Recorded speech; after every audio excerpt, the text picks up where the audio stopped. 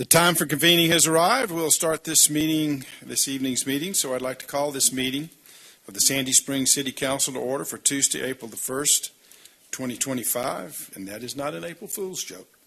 Will the city clerk please make the announcement? Call the roll. All right, good evening, Mayor and Council. First, I would like to remind those in attendance, please silence all cell phones and other electronic devices at this time. Individuals who would like to provide public comment at a City Council meeting are required to complete and submit a public comment card in advance of the meeting. Those public comment cards are made available at the chamber entrance and online. Those providing public comment may be allotted up to 3 minutes to speak on their single chosen topic.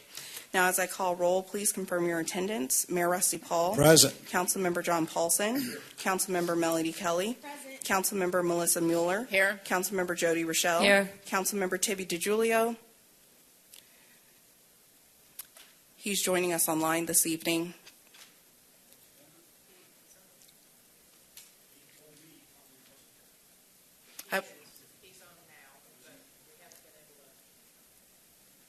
All right, well, we'll get him hooked in. Okay. Okay.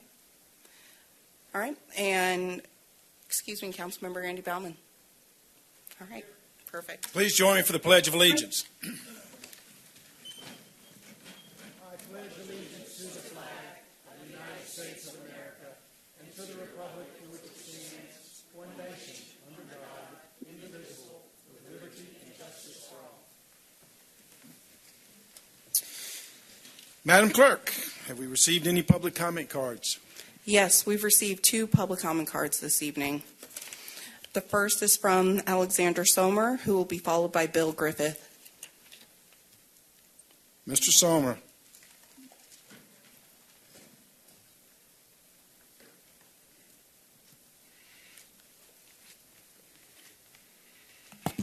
Hi again, nice to see you. Not sure if it's mutual. Alex Somer, 1503 Tree Lodge Parkway, Sandy Springs, Georgia, 30350. So last time I was here, I asked a question and I was told that was not the forum. So I decided to educate myself on what the city code actually says. And I found a few interesting things, starting small, like Article 2, Section 2, Subpoint 54 of the Municipal Code says that according to the agenda order, public comment should be the last thing on the agenda and not the first. But that's small, who cares? Then it gets a little spicier. Section 2, subsection 60, subsection 1, the comments should be limited to 5 minutes, not 3.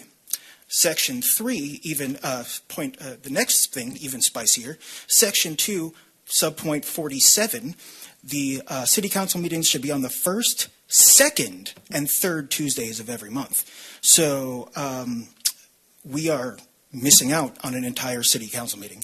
And then fourth, for my purposes here, there is nothing precluding anybody based off the rules of decorum in Article 2, Section 2, subsection 3 on decorum about asking questions or anyone responding. So in that vein, I have a different question to ask tonight. I'm not going to ask you to look in anybody's eyes.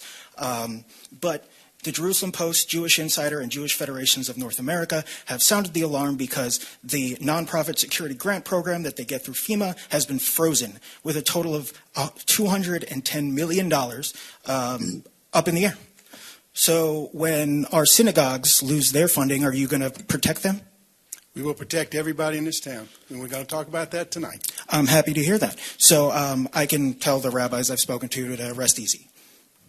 Good. I'm happy to hear that. Thank you. Thank you. Bill Griffith. Mr. Griffith.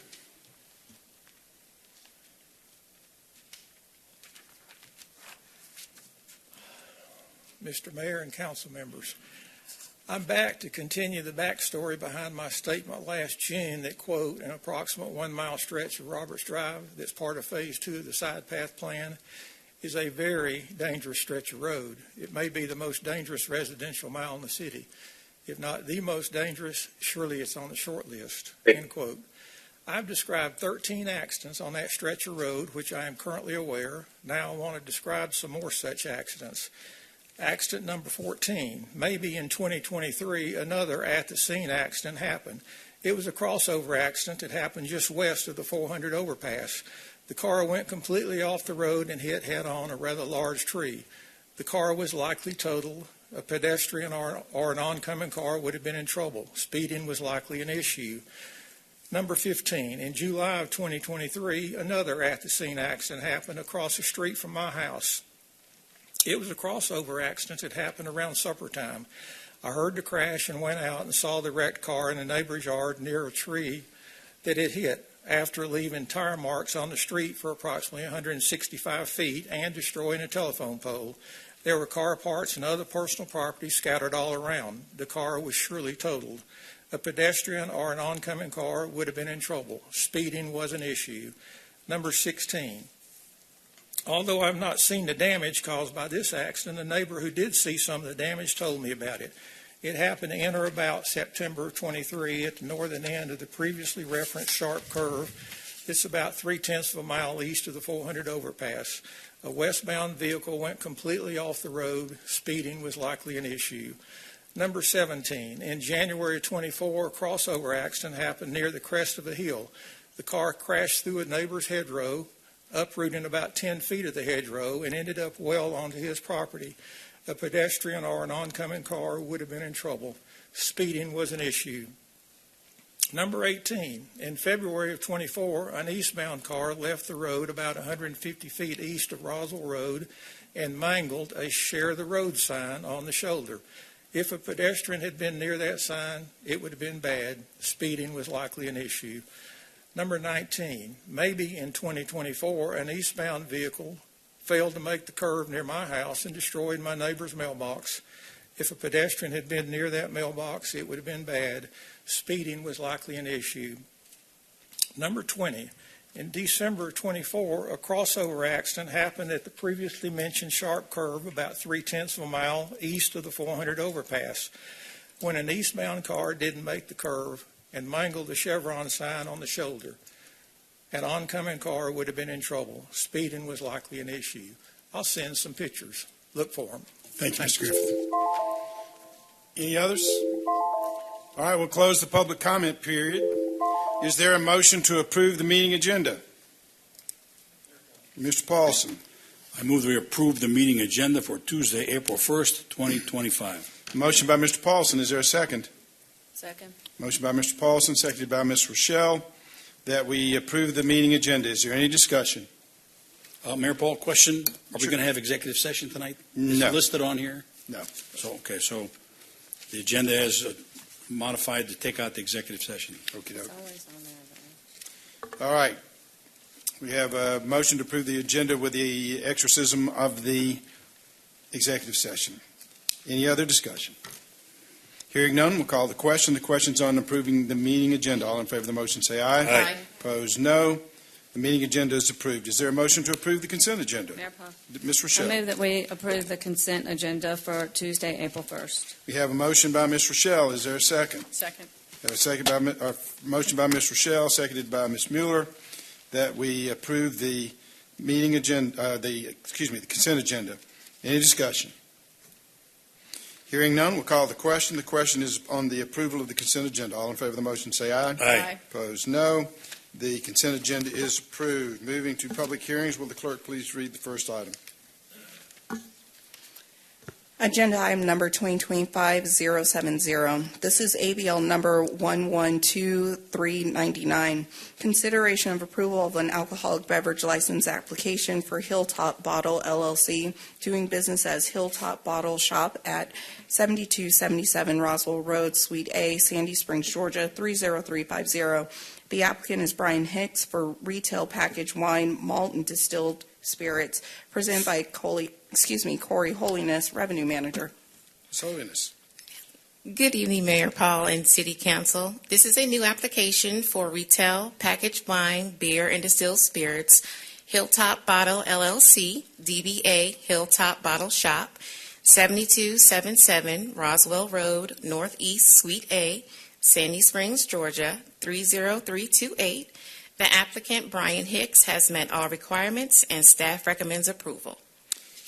All right, have we gotten any public comment cards? No. All right, we'll close the public comment period. Is there a motion? Ms. Rochelle.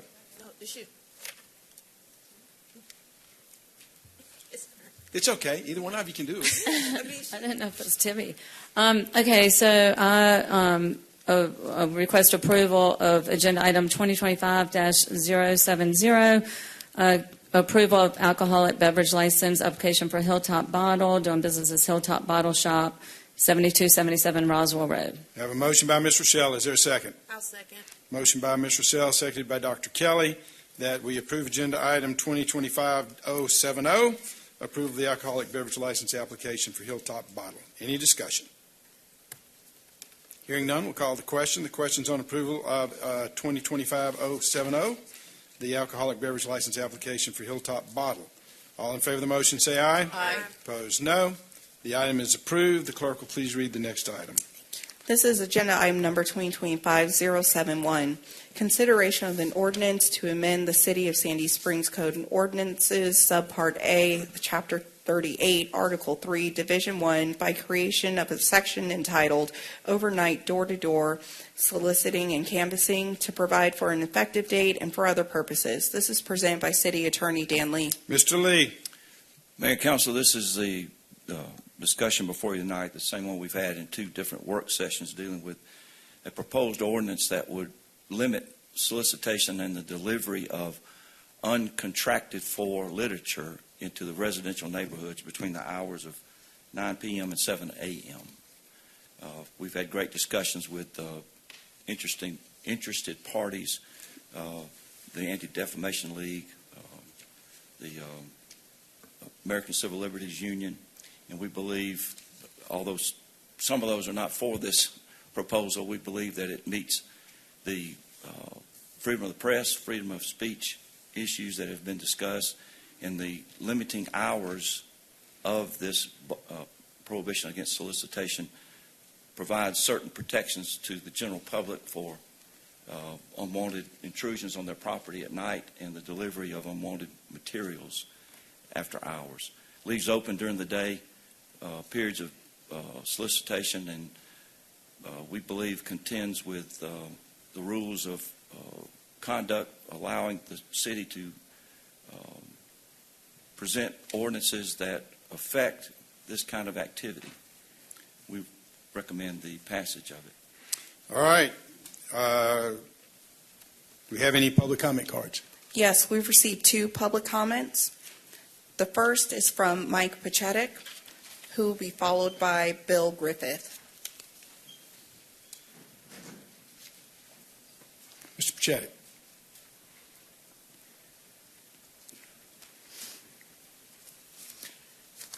Evening, Mr. Mayor, council members, good to see you. My name is Mike Pacheck. I live at 6205 Glen Oaks Lane here in Sandy Springs. Been a resident for about 16 years. Mayor Paul, I'm sorry, if you would clarify the time for individuals. Sure, everybody's got 3 minutes.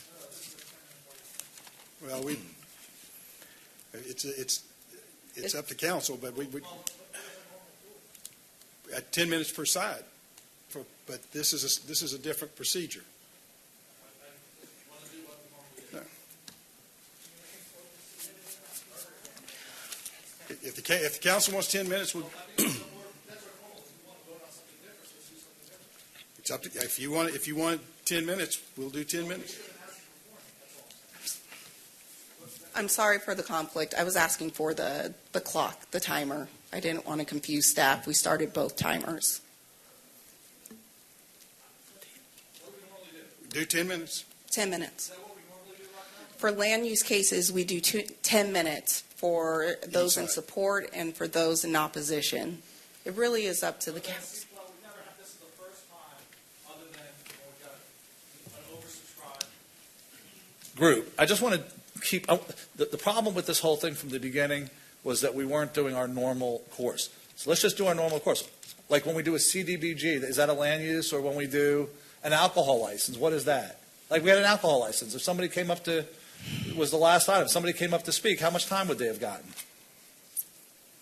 But what would you set the clock? You never asked, so what would the amount be? We hardly have any. It is up to the council. Okay, so then, okay. I'm fine just as long as we're consistent. That's what I want, is consistency. Well, the reason we went for 3 minutes because that's normally what we do for public comment. And this is, the 10 minutes per side is when you have. When did we go for 3 minutes? Pardon? When did it become Public comment has always been 3 minutes.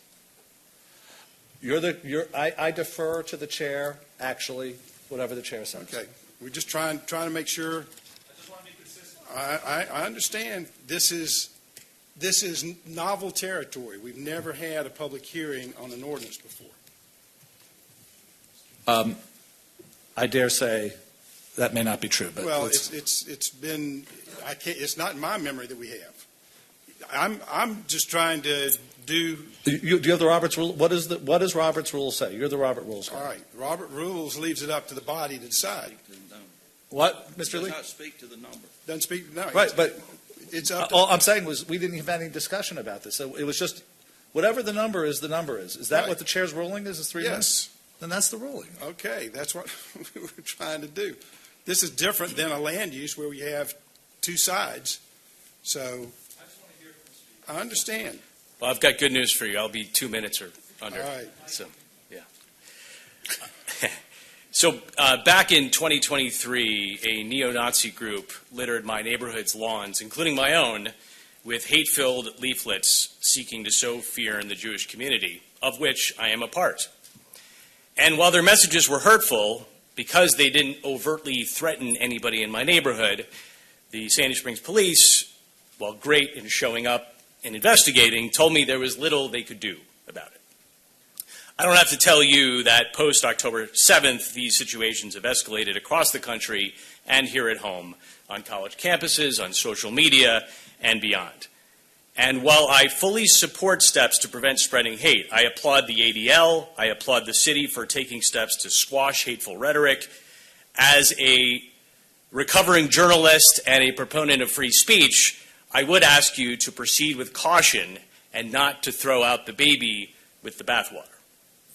As I understand it, the ordinance as written could preclude legitimate news outlets such as the Sandy Springs Crier from distributing its newspapers in our community. At a time when free and fair journalism is under attack like we've never seen before, newspapers remain a critical component of our community, and the information they deliver to our driveways overnight, even during the day, provides vital information to your constituents. Again, I want to make it clear, I fully support the idea behind what you're hoping to achieve. Hate has no place in this community, whether it's targeting Jews or anybody. I ask the council to please, though, as you deliberate, carve out an exception for legitimate media outlets and legitimate free speech. Please do not allow the law of unintended consequences to restrain freedom of the press in the name of stopping anti-Semitism. Thank you. Thank you, Mr. Janet. Mr. Griffin.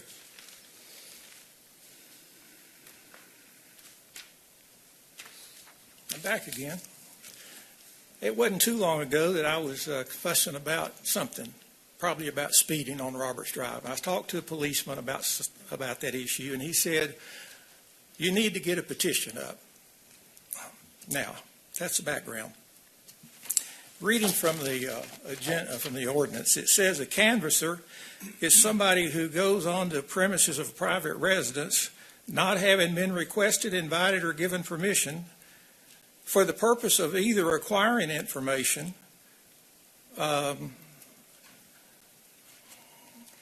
including but not limited to doing so for political purposes. Following up on the policeman's advice that I go get a petition, I've been to several neighbors' residences, uninvited, knocked on the door, rang the doorbell. That right there says I can't do that. Now, under subsection C, solicitation and canvasses on premises unlawful for sign prohibiting such activity. If the sign is posted at the entry to the premises or at the entry to a principal building. Entry to the premises. I was walking this morning, and there's a house near me that faces this way, and you go up the cul-de-sac and the driveway's over here. And there's a lot of road frontage over here. So where's the entry to the premises? Is it over here, or is it the driveway, or where is it? So that's very vague on where that sign has to be, very vague. And then it goes on to say that a sign that is visible from the public way. The house I'm talking about has got a sign that's no bigger than this, and it's got all kinds of writing on it, maybe in 15-point fonts, that you might need your glasses to read. Now, there's something wrong with that. So it's saying that I can't go knock on the door unless I've been invited to come ask for a petition. That is silly. That just needs to be revisited. Thank you. Thank you, Mr. Lee, can you address? I would point out that this activity that this ordinance prohibits is between the hours of 9 p.m. and 7 a.m., period. The notion that you can limit it to newspapers is something that we've tried to cover in this ordinance and the two that follow, that it is content neutral. This applies to everybody equally. Granted, the ADL's put a lot of work into this. They've, chronicled horrible experiences that caused that hard work to be presented to the city. But the city, via our police department, has instances that this will affect and this will prevent, up to and including leaving litter everywhere. Near my property, the intersection of Stewart and Lake Forest, there's a catch basin there that's continuously full of litter. Most of it is, and I've seen it, I picked it up, it's leaflets that have been left somewhere. This activity is prohibited 9 p.m. to 7 a.m., which is, the police department tells me, is the witching hours. Those are the times when most residential dwellers are in the bed and they can't police their own property. That's the reason for the hours. I don't get too technical, legally technical, but the case that controls most of this in Georgia is a Sylvania case that limited solicitation 24 hours a day.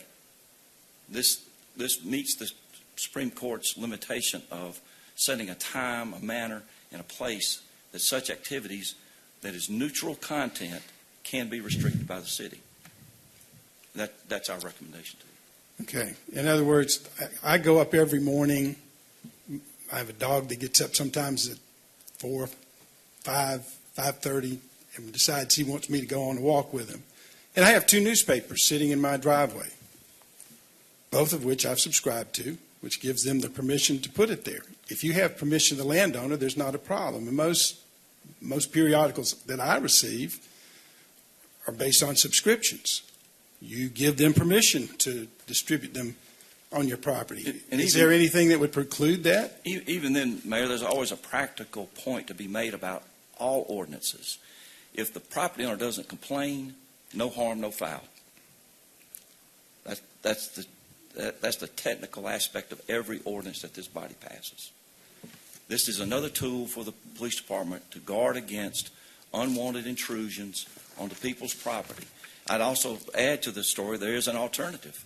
If it's a newspaper, if it's somebody in a marketing scheme, they can make contact and get permission. The same thing's true about invading somebody's car to deposit literature. The courts have held that people have a right not to be accosted by unwanted solicitation, especially as this ordinance is limited to nighttime hours. Okay. I have a question. All right, Ms. Rochelle. So if the crier were to deliver their newspaper at 6:50 a.m. and someone hasn't necessarily subscribed to it because everybody gets it, you're saying that would be against our ordinance? It technically violates this ordinance, yes. If somebody complains about it, yes. Mayor Paul, Mr. Baumann. just a point of order. Can we have a motion? Sure. All right. We're still technically in the public comment period, but I haven't closed the public comment period. But I just want to make sure that the public comment was responded to. Any other questions related to the public comment?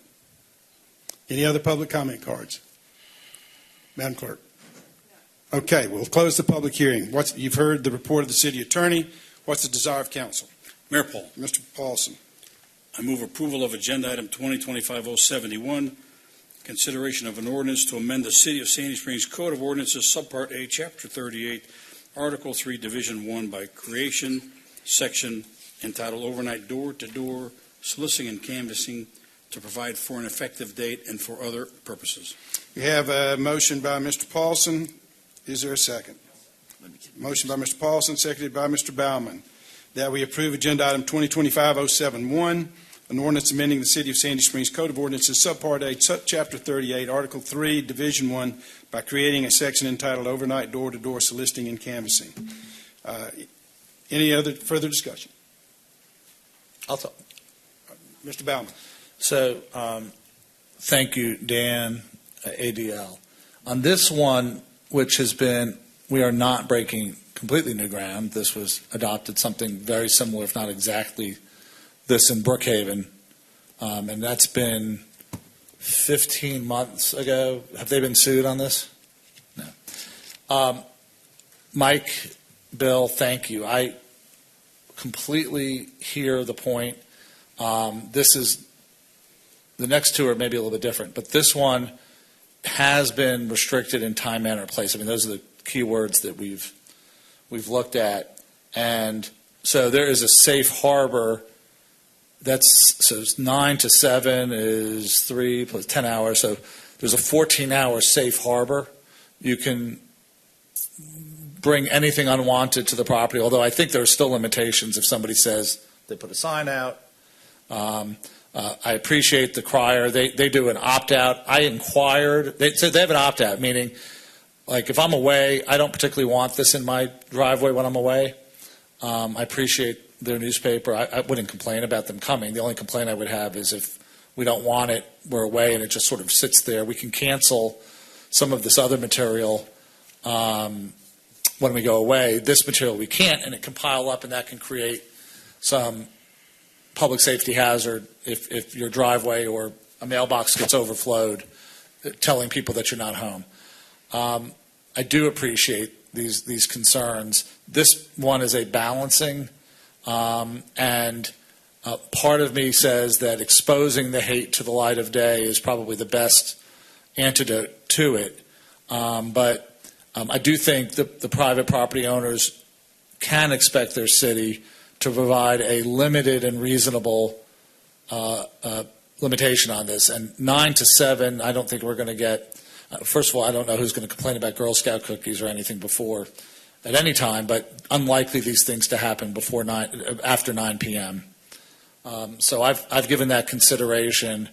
The ADL has put some lawyers on this.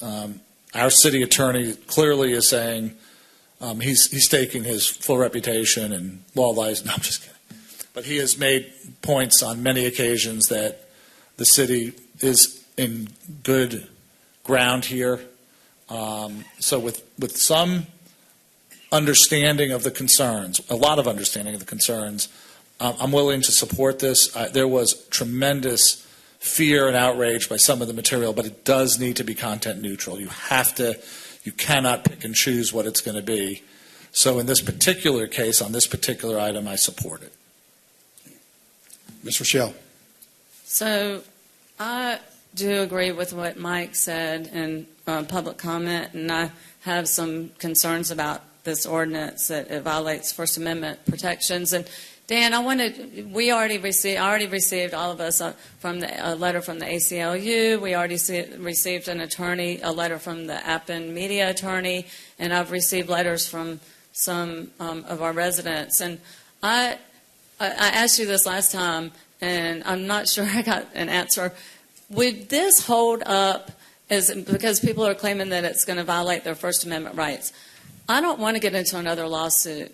I just feel like we are spending a lot, some money on lawsuits. This is a problem that it unfortunately did happen in Mike's at his house, but in 30 years, like I said, of living in Sandy Springs, it's never happened to me. I consider Sandy Springs a very safe and welcoming place to live. And I don't, in one of the emails it said that this happens all the time and there's like a plethora of it, and I just don't see that. And I wanted to see, can you address the legal part? Will it 100% hold up in court? And will you address the letters that we received? I did that already, but I'll do it again. There is no 100% rule. We have 2 or 3 or 4 frivolous lawsuits right now filed because you took actions that you thought were right, that I deemed were right, that I believe a court will determine are right. Will somebody sue you over this? I don't know. This is America. Everybody's got a lawyer. We've gotten these comments. We've talked with the ACL. I'm very comfortable with the conversation. I've seen the App and Media's lawyers' comments about it. This is completely different than the Sylvania case that they've cited. That's all I can tell you. Is that there's no action you can take that's 100% going to keep you from being sued. You just got to decide as the policymakers for the city, is it this worthwhile for you to try and protect citizens? And if you think that the fear of getting sued outweighs that, then you shouldn't vote for it. And how do we enforce this? So if App and Media puts something at the end of someone's driveway at 6:50 a.m. and someone calls and reports it, then what happens? The police will come and handle whatever needs to be handled, just like every other ordinance you have.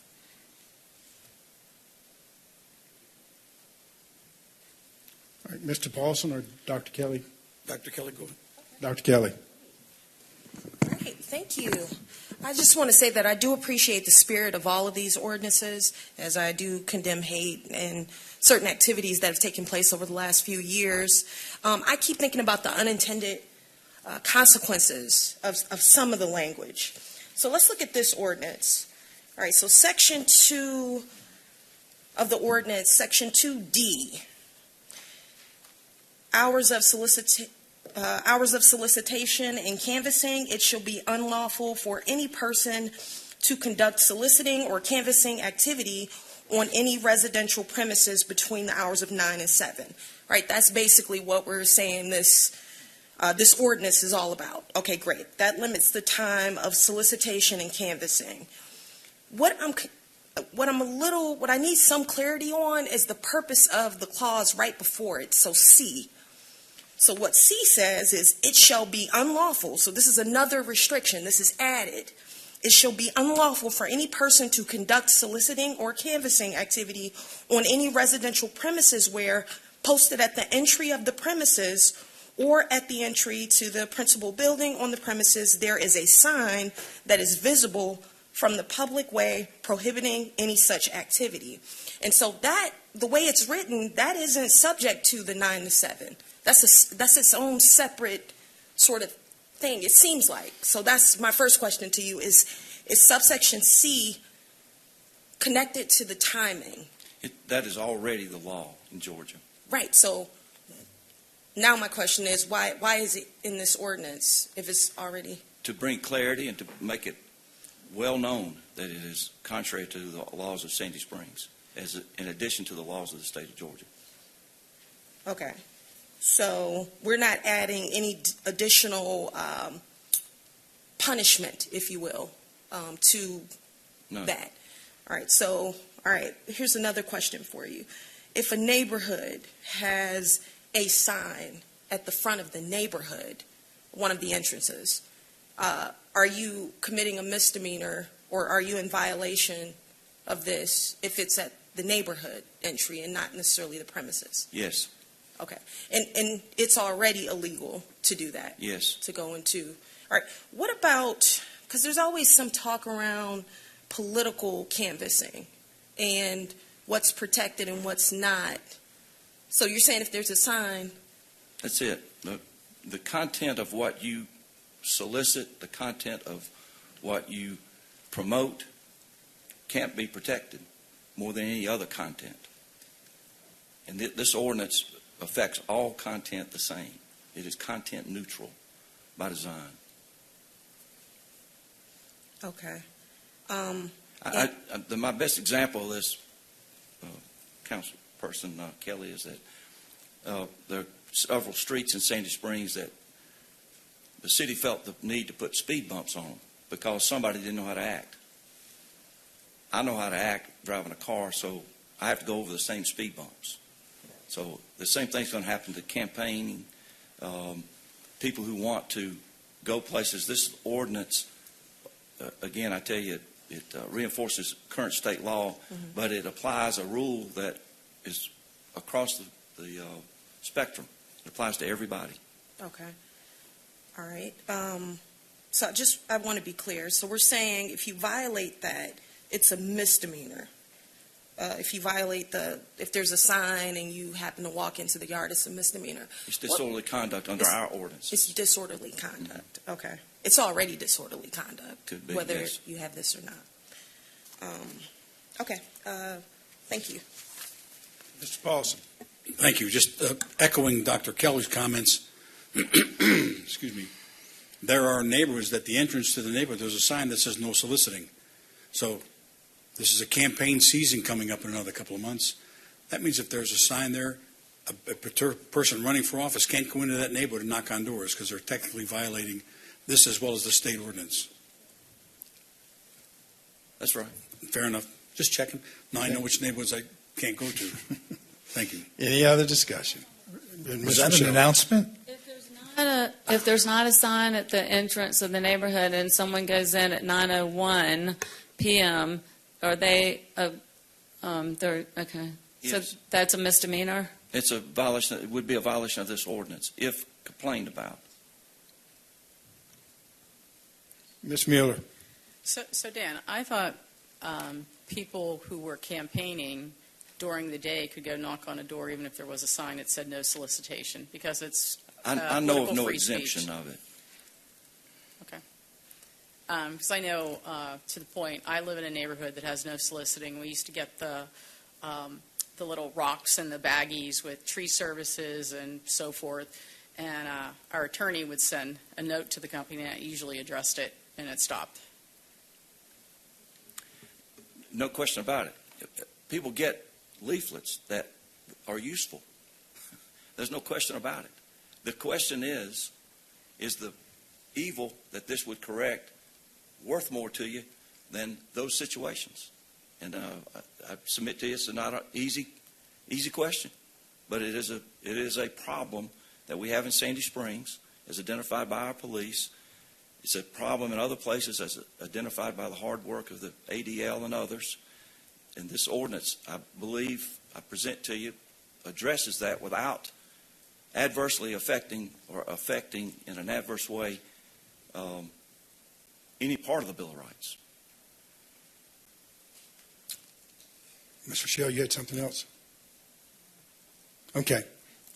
Dr. Kelly. Dan, I don't know if you have it in front of you, but do you have a sense of where that is in the Constitution or in the Georgia state law about it being a misdemeanor to? It's in the 16 code. Okay. I don't know what the criminal trespass. Right, it is. Okay. Got it. Any other discussion? All right, Ms. Rochelle. I want to echo what Andy said, that I appreciate what ADL stands for, and I appreciate you being here no matter what I vote. I just want to let you know that. Okay. Any other discussion? Hearing none, we'll call the question. The question's on agenda item 2025-071, an ordinance to amend the City of Sandy Springs Code of Ordinances, Subpart A, Chapter 38, Article 3, Division 1, by creating a section entitled Overnight Door-to-Door Soliciting and Canvassing, and to provide an effective date and for other purposes. All in favor of the motion, say aye. Aye. Aye. Opposed, no. The item is approved. Mayor, could you inquire as to Councilman DiGiulio's vote? Yes, I voted aye. Okay. All right, Councilman DiGiulio votes aye. All right. The item is approved. The clerk will please read the next item. Agenda item number 2025-072. This is consideration of an ordinance to amend the City of Sandy Springs Code of Ordinances, Subpart A, Chapter 38, Article 3, Division 1, by creating a section entitled Buffer Zone, Ingress and Egress, to provide for an effective date and other purposes. This is presented by City Attorney Dan Lee. Mr. Lee. Mayor and Council, again, this is another one of the ordinances that we've discussed in 2 work sessions. This ordinance deals with an ordinance that would prohibit the blocking of the entryway to different properties, including churches, including houses of worship. It has been a problem, as identified by ADL through many of its experiences. Our police department has experienced it here with some of the consulates, the organized, authorized protests that we have had in Sandy Springs.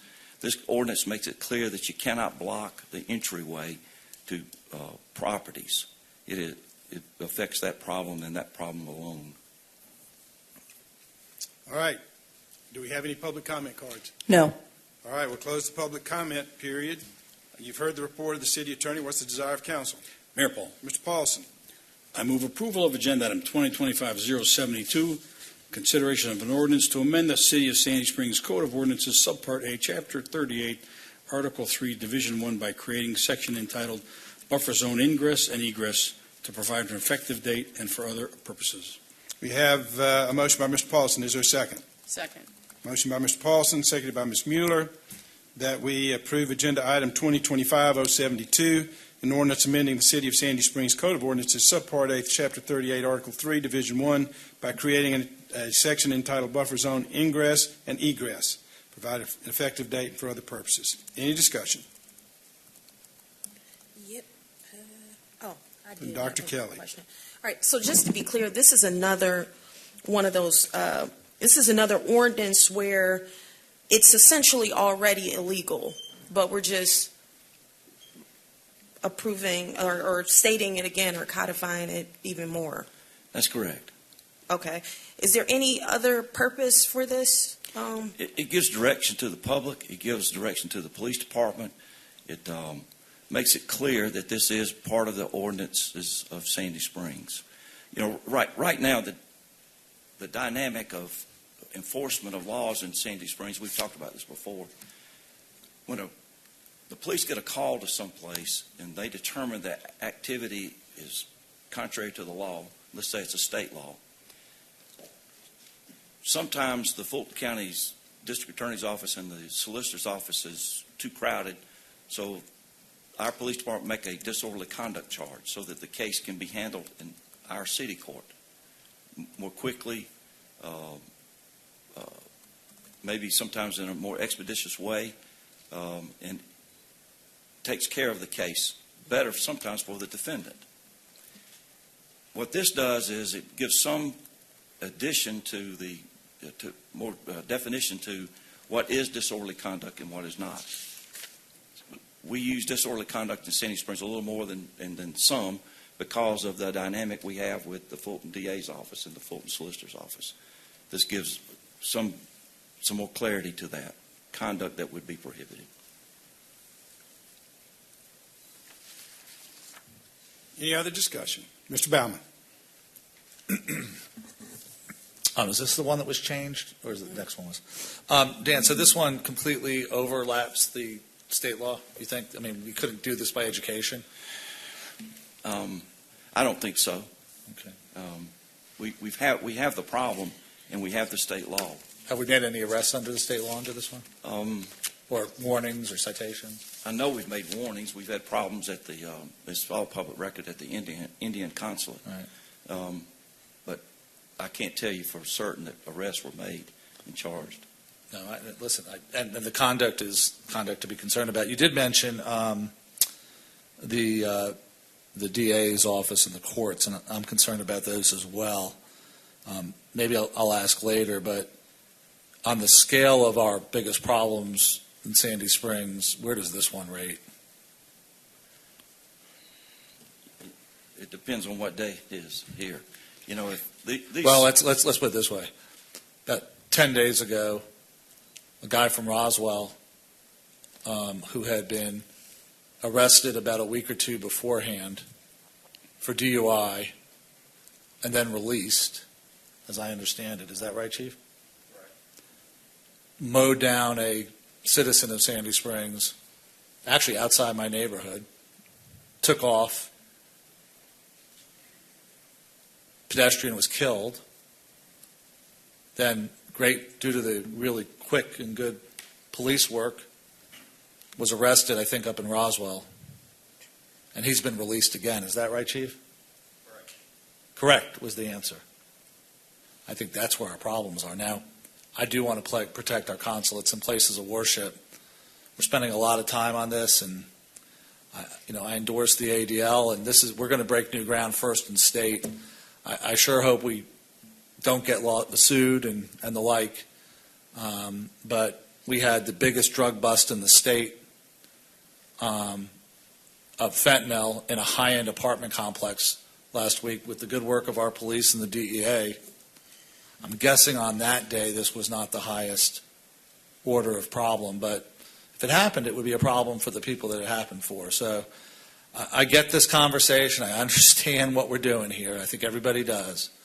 But the city of Sandy Springs needs to focus on the public safety of the citizens of Sandy Springs and find out why the largest drug bust in the state occurred on our watch. And thank God for our police.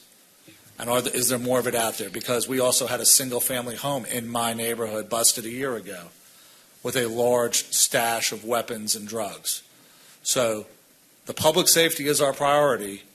I just hope we keep our eye on the ball. So I'll support this because of the assurances that it's constitutional, it's in the state law, and I think we can all be really candid about what's going on here. We're sending a message. It's prophylactic. It's take some of this nonsense down the road to somewhere else. So we're sending the message. ADL has asked for that. These aren't easy calls. I'm a lawyer and I'm not a constitutional lawyer. So I feel for my colleagues on this dais. But again, I would just say let's keep our eye on the ball. We've got bigger fish to fry in Sandy Springs. I agree with your comments, Councilman. I would offer to you that by enacting this ordinance, it is educational. It is preventive. It gives people, especially organized groups that would have a protest, what the parameters are for a lawful and peaceful protest. People going in, and we have it here. People read our ordinances. They see the parameters of their conduct that will be allowed. This gives, again, some clarity to the fact you can't block the ingress and egress. It's that simple. Ms. Mueller. So I think it's important that we allow people to have their protests, whatever they are, for whatever topics. And I also believe that people who want to go to different places should be able to freely go in and out. So I think that putting something in place before you need it or it's pervasive is a good step versus when you really need it and you don't have it. Although sounds like we're just reinforcing and messaging and educating and giving our police some further guidance. Correct? I couldn't put it that way myself. Any other discussion? Ms. Rochelle. So this ordinance is really to help the police be able to keep law and order. Is that what I understand? I think that's right. Any other discussion? Hearing none, we'll call the question. The question is on agenda item 2025-072, an ordinance to amend the City of Sandy Springs Code of Ordinances, Subpart A, Chapter 38, Article 3, Division 1, by creating a section entitled Buffer Zone Ingress and Egress. All in favor of the motion say aye. Aye. Opposed, no. The item is approved. The clerk will please read the next item. Agenda item number 2025-073. This is consideration of an ordinance to amend the City of Sandy Springs Code of Ordinances, Subpart A, Chapter 38, Article 3, Division 1, by creating a section entitled Buffer Zone, Campuses and Places of Worship, to provide for an effective date and for other purposes, presented by Dan Lee, City Attorney. Mr. Lee.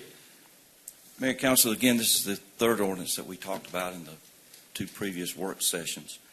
First, I should say and I didn't say during the work sessions, the title is maybe a little bit misleading in that it references houses of worship or places of worship. The purpose of this is I want you to follow me on this. If I own a piece of property and I don't want you on it, I can call the police and you can be removed. That's the law today. If we're at a place where the ownership of the property is a little more vague, a house of worship, this gives direction to public properties. This gives direction to other corporate properties where the owner may not be right there or a representative of the owner may not be right there.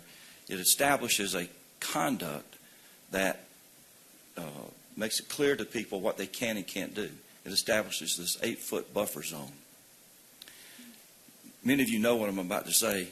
That is that the world's gotten a little more hostile in certain places. We have had events where the antagonist on one side, the promoter on the other side can't get along, but they have a right to be on the same property. How do you police that? That is the problem. This ordinance establishes an 8-foot buffer between the two. It's clear that it doesn't prevent someone from soliciting or promoting a cause, handing out pamphlets. You just can't approach somebody within 8 feet without their permission. If somebody is speaking and promoting the delivery of pamphlets or brochures, leaflets, or an idea, and somebody's coming by, they don't have to move. The person coming by has to move. The Supreme Court has established many times that persons have a right to be free from being accosted just as much as a person has a right to free speech. And this we believe is an ordinance that gives balance to that. Right now, if there's a common area like our green and two people are on opposite sides of an issue and they can't get along, believe it or not, and they are at each other's throats literally, what is the code of conduct? Well, it's whatever the police officer determines fits the timing, fits the scene. This gives some direction, gives some limitation to that scenario. The general public will know what is expected of them, what they can and can't do, and it gives some direction to the police officer, which is many times placed in an awkward situation of trying to determine what's good, what's bad, who was the aggressor, who was not the aggressor. We're glad to answer any questions. All right. Is there any public comment? Yes, we've received one public comment. Bill Griffith. Mr. Griffith.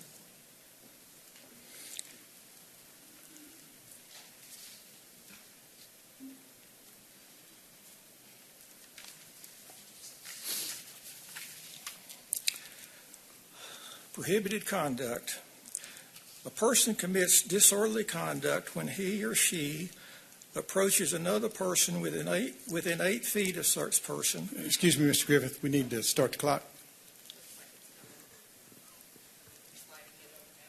Okay, thank you. Go back to his 3 minutes so that we can I didn't mean to interrupt him, but I didn't see the clock. So, approaches another person within 8 feet of such person unless such person consents. Well, how's a person going to consent without me being there?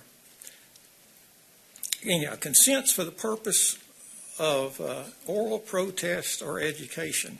So, if I walk over to Mr. Lee within 6 feet of him and I start protesting and trying to educate him on his misinterpretation of the previous ordinance that was discussed earlier, the overnight thing, I'd be violating the disorderly conduct ordinance by just walking over to him without asking his permission. Can I educate you? So because I didn't get his permission ahead of time and I'm trying to educate him or protest over his interpretation of that earlier ordinance, that's way overbroad. And by the way, I think it's unfair for the opposition not to have an opportunity to rebut the other side. In a court, the other side gets a chance to rebut. I'm going to pretend I've got that chance. I think that overnight ordinance that we were talking about earlier that got approved by everybody, I don't think subsection C is contingent on subsection D. Subsection D is the one Mr. Lee was talking about that applies 9 p.m. to 7 a.m. Subsection C is not limited to 9 to 7. It addresses issues where there's a sign on the property that says no trespassing. Subsection D does not address that. So if I walk over and try to educate Mr. Lee on his misinterpretation, I'm guilty of a misdemeanor. Thank you. Mayor, can I speak to that? Sure. That's incorrect. If he came and I told him I didn't want to talk to him and he stayed, he would be in violation of it. There's a difference. That's the purpose of this ordinance. If two people are in a common area where they have a right to be and one doesn't want to talk to the other doesn't have a right to be closer than 8 feet to them, espousing whatever the other person doesn't want to hear. The aggressor. If I'm here first, the aggressor does. In his scenario, if he came and I told him I didn't want to talk to him, I didn't want to hear about his project, he'd have to remove himself within 8 feet. It's a distance that the police department believes is adequate to keep people apart. All right, hold on. Any other public comment cards? All right, we'll close the public comment period.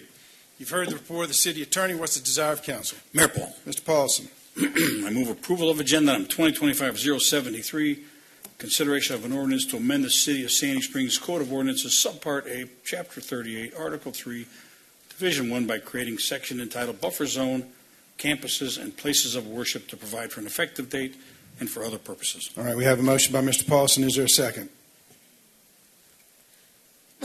Second. All right, I have a motion by Mr. Paulson, seconded by Ms. Mueller, that we approve agenda item 2025-073, an ordinance amending the City of Sandy Springs Code of Ordinances, Subpart A, Chapter 38, Article 3, Division 1, by creating a section entitled Buffer Zone, Campuses, and Places of Worship. Any discussion? Ms. Rochelle. It's called Buffer Zone, Campus, and Places of Worship, but you're saying if I'm out here on the green and I'm campaigning and I want to give someone a T-shirt or talk to them, a flyer, or just talk to them, I have to ask their permission. You can't do it unless you have their permission, just in the scenario. So I have to say, can I come and talk to you? No. Okay. People know how to act. If you come to me and want to hand me something and I say I don't want it, you don't get to stay within 8 feet of me and talk to me about it. That's what it means. It doesn't mean before you hand something to somebody, you got to have some rigid criterion of getting permission. It means that they have a right to tell you that they don't want it, and if that's the case, they don't want to talk to you about it, you have to give them 8 feet clearance. That's what it means. And why it says places of worship and campuses, but why does it say that when it's... Those are examples of, like I said, common areas where most people have a right to be. You know, in my example, if I came to your house and you didn't want me there, and you could tell the police I'd have to go. But if two people are in a place where they both have a right to be, a house of worship, a campus somewhere, and one is doing something like soliciting or campaigning, if you will, public park, and one of them doesn't want to participate in the solicitation, they have a right to tell you no, and you've got to give them 8 feet. That's what this means. So I give someone 7 feet and not 8 feet, and they call the police. So the police, they're going to come. I'm going to be gone. So the police, they'll come and give someone a ticket.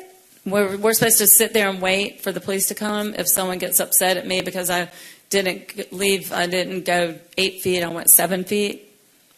That's up to you, or up to the police when they get there. But this says that if they don't want you to give them. Want you to solicit them, you got to give them 8 feet. If you don't give them 8 feet and they call the police, you're in violation of the ordinance. Ms. Mueller. So, Dan, what if there is a situation where there isn't 8 feet? Right? For whatever reason, there's, I don't know, a wall. I mean, could there be, you're in between a walls, maybe in an older city or somewhere, or somewhere in our city, what do you do then? That's a good question. Like many laws, there's a tough interpretation that has to be made on the scene. I suspect the chief could tell you that they run into this a lot. You're just going to have to judge it by the time. Impossibility is a defense to most laws. If it was impossible for me to not create the code of conduct, then it would be a defense to it. And then I have another question. When you were talking about, you used the example out on the green, and you have two different groups with, opposing views, and you said this will give them sort of, I guess, an alley between them. So my question is, when the city is going to be issuing permits for protesting, because people are supposed to get those, correct, secure them, will somehow we be aware that there could be these and we're going to make sure there is this 8-foot when they're telling people where to go protest? Like every ordinance, like every law, the burden of enforcing it falls to law enforcement. So this is a guideline for them. I don't know if you've been here when we've had organized and permitted protests, but the police who are skilled at this do a good job of drawing buffers. We try to do it in the issuance of the permit that we set geographical buffers around those protests. But in certain situations, and again, I don't want to sound like the aging lawyer, but the world's gotten a little more aggressive about this. We believe there needs to be a guideline that everyone knows that is acceptable. 8 feet is the one that we've come up with. And how does this relate to anything in the state law? Is it conflicting, or is it complementary, or is it like some of the other ones we discussed tonight are just reinforcing and educating? It's not addressed in state law. Right now, as we've mentioned before, conduct that is aggressive, conduct that is disorderly, is against the rules, against the laws in Sandy Springs right now. And it is a tough judgment call many times, especially when it's in a situation where there are heightened ideologies in contrast in a certain area. It makes it very tough. This, I believe, the greatest value of this ordinance is to give the police a tool to say our ordinances require that you keep 8 feet distance. Many, like this, like speeding, many people won't follow it, but it gives the police that tool, that mechanism for maintaining order. Okay, thank you. Mr. Mayor? Mr. DiGiulio. Yes, I have a question for Dan. Dan, back about a year and a half ago, following the October 7th invasion in Israel, we had a very large demonstration of people in support of it. And we had a much smaller demonstration of people opposed to our supporting it. And the police, I think, direct the people who were opposed to it to be across a street. Now, that's obviously not 8 feet. How does that fit in? How does something like that, a counter demonstration, fit into this process? Again, the ordinance is intended for those situations where people find themselves in a common area, like a house of worship, like a campus. That's why those examples are in the heading.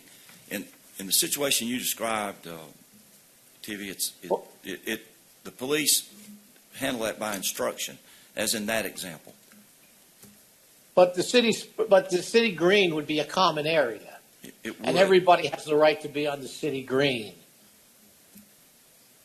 It would, unless they seek a permit. Right? And so a permit can go ahead and give a different definition of how far you have to be or where you have to be than this 8-foot barrier. It goes further than that. It gives a location where you carry on the demonstration.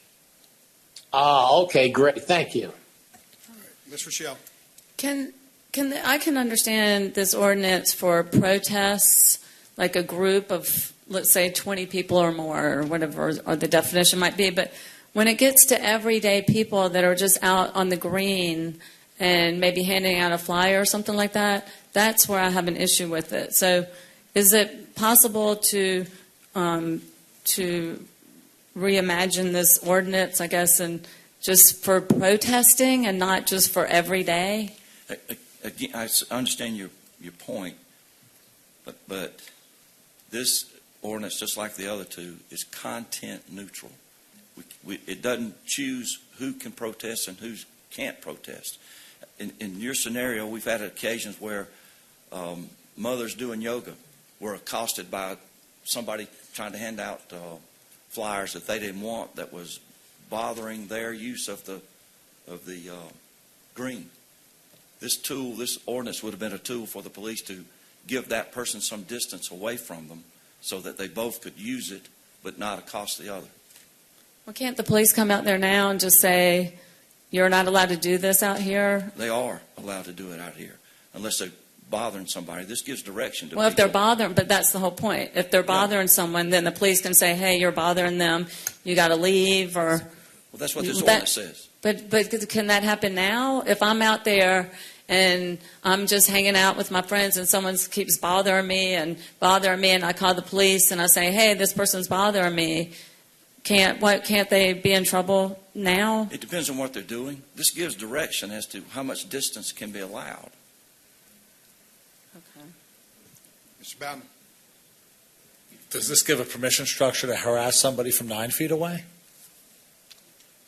Pretty much. Really? But you can still have unruly conduct that's not measured in No feet. question about it. No question about it. If a permit holder, if there's a permit holder, do they have to be bound by the, so let's say somebody holds a permit, are For they then bound by, what? For demonstration. Yeah, well, Yeah. they have a permit for being in the space. Permit for being in the space. Do people that are holding or under the invitation of the permit holder have protection from people who might otherwise also be in that area from this rule? You mean? Well, let's say you have the demonstration, right? And you're in your permit area. You can approach other people who happen to be in that area, right? You think so? Yes. Even if they don't want to be approached Yes. in that permit area. So they can get right up in their face, but they may be violating some other rule. Is that right? Yes. Do we have citizen arrest in the state? No. And when we had it, it only applied to felonies. Okay. So no citizen could take the law into their own hands. No, nor should they. You might want to So a citizen cannot take a law into their hands. Is that right? And that's another part of this. It gives direction to citizens as to what is and what is not allowed of them. Let me ask another question. So first of all, I want to recognize again the challenge we're balancing rights, but there has been situations, maybe not in Sandy Springs, but all around the country, of escalated hostility in demonstrations. And also parties that are on the recipient end of the demonstration may be antagonizing too, right? Like they're approaching to create a situation. So I think this is the buffer zone that we're trying to create. The goal of this is public safety, health, and welfare. Is that right? No question about it. Okay. And in the context of first responders, I think when we started talking about this, there are other examples. There are no other examples of this in the state of Georgia, as I'm aware of it. Putting it down in writing. I mean, I think the general law of state law could control, and a reasonable person would say, folks, keep your distance, just like boxers break, right? Like if you're at a fight, you want to try to get people apart. This is defining that. But and I would ask Chief. In the industry, both chiefs, in the industry of rendering first aid and in response. So if somebody wants to record your activity, for example, which would be perfectly appropriate to do, you would have an ability to say, hey, just keep 8 feet away. Is that right? Or Dan, is that right in this case? That's a little different. There is a state law as to the police obstruction of an officer, and there's some definitions in there that allow for, there's certain situations where you need to be further away. Okay. So this is not creating an 8-foot safe harbor. It's not. Well, I mean, because when we first discussed this, and when Chief was up here talking about it, there was a lot of talk about first responder public safety protections in relationship to first responder activity. Can one of you all elaborate on that aspect of that? Is that still the case in this particular? Is this the ordinance that? This is not the ordinance that did that? Now, I think, Councilman, you may be referring to the last ordinance.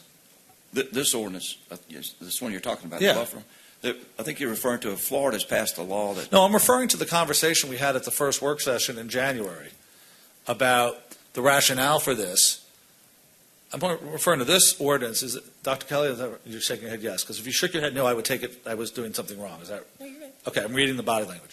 And if the chiefs would kind of now bring back up the conversation around first responder activity, because that was advertised to us in this when we first heard about it in January, as I recall. Maybe the mayor wants to. You were the proponent of this. Do you want to take on the first responder stuff? Yeah, there's legislation coming out that would clarify that at state level. Well, what about, I mean, when they were here in January? I understand. Let me finish. And so rather than bring that up now, I wanted to wait and see what the state does with their legislation. So they are setting new guidelines on interference with a first responder. And we should know by Friday if that legislation will pass. If so, that will give us more guidance on what we can do at the local level. Would that then lend itself to tabling this until they've done that? It's different. It's different. That has been taken out of this for now until we see what the General Assembly does, and then we can come back and do that if we need to. Okay. So we don't think this ordinance is.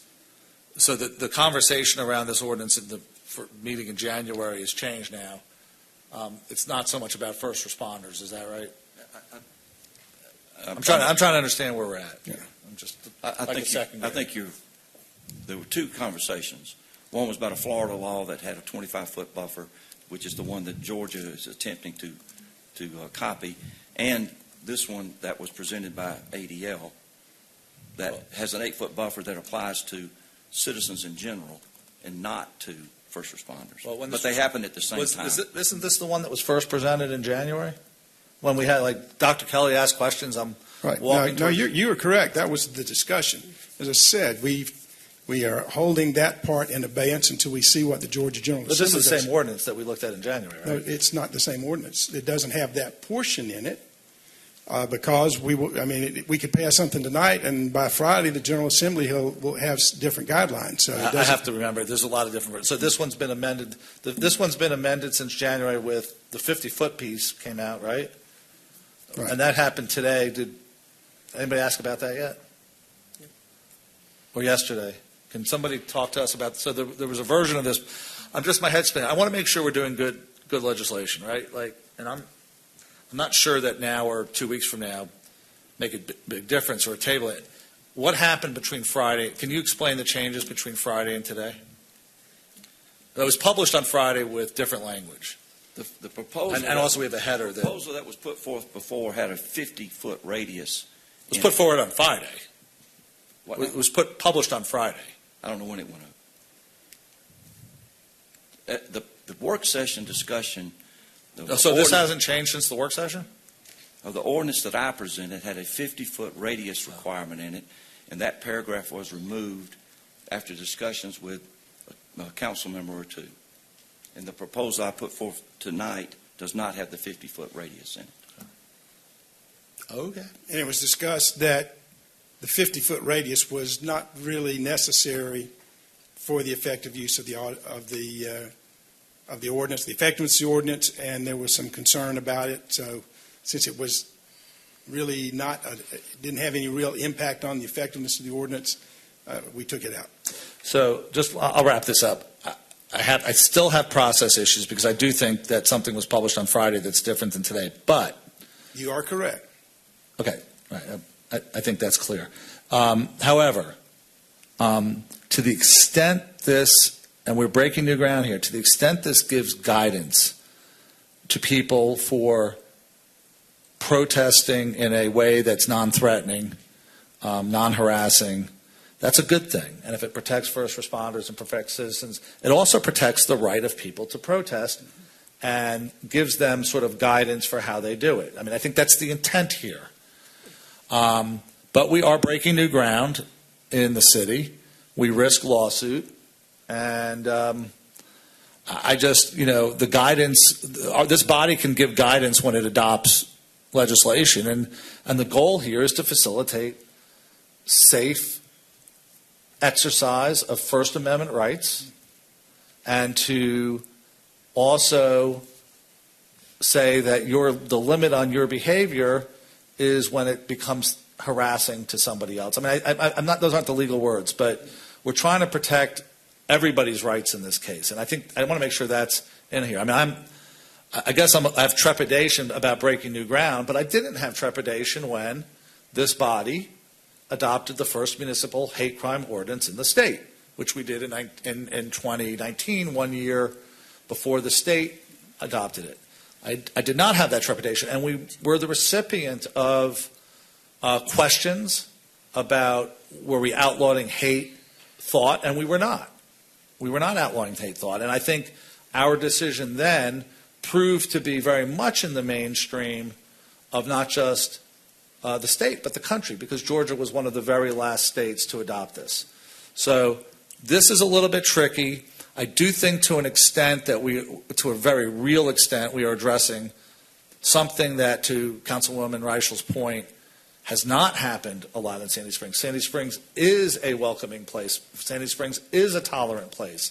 And we haven't seen the kind of protest and harassing behavior that has been seen not just in the wake of 2023, but in other situations. So if the spirit of this is to protect both the rights of people exercising their First Amendment right to free speech, to protest, dissent, and also the right of individuals to be free from threats and harassment and safety in their own space, then I'm for this. And as long as our police and our law enforcement takes it with that spirit and that the record will reflect that that's this body's desire, I would say, on balance, we'll give it a go. But that's not to say I don't have some trepidation in this. I really want to accommodate both points of view. Well, that's the effort we're trying to do here, is to balance everybody's rights.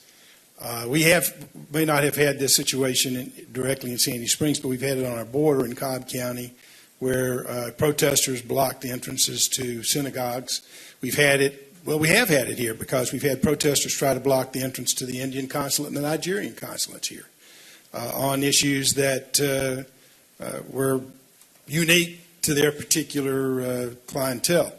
So we have experienced this in Sandy Springs, but we've also experienced it on our doorstep.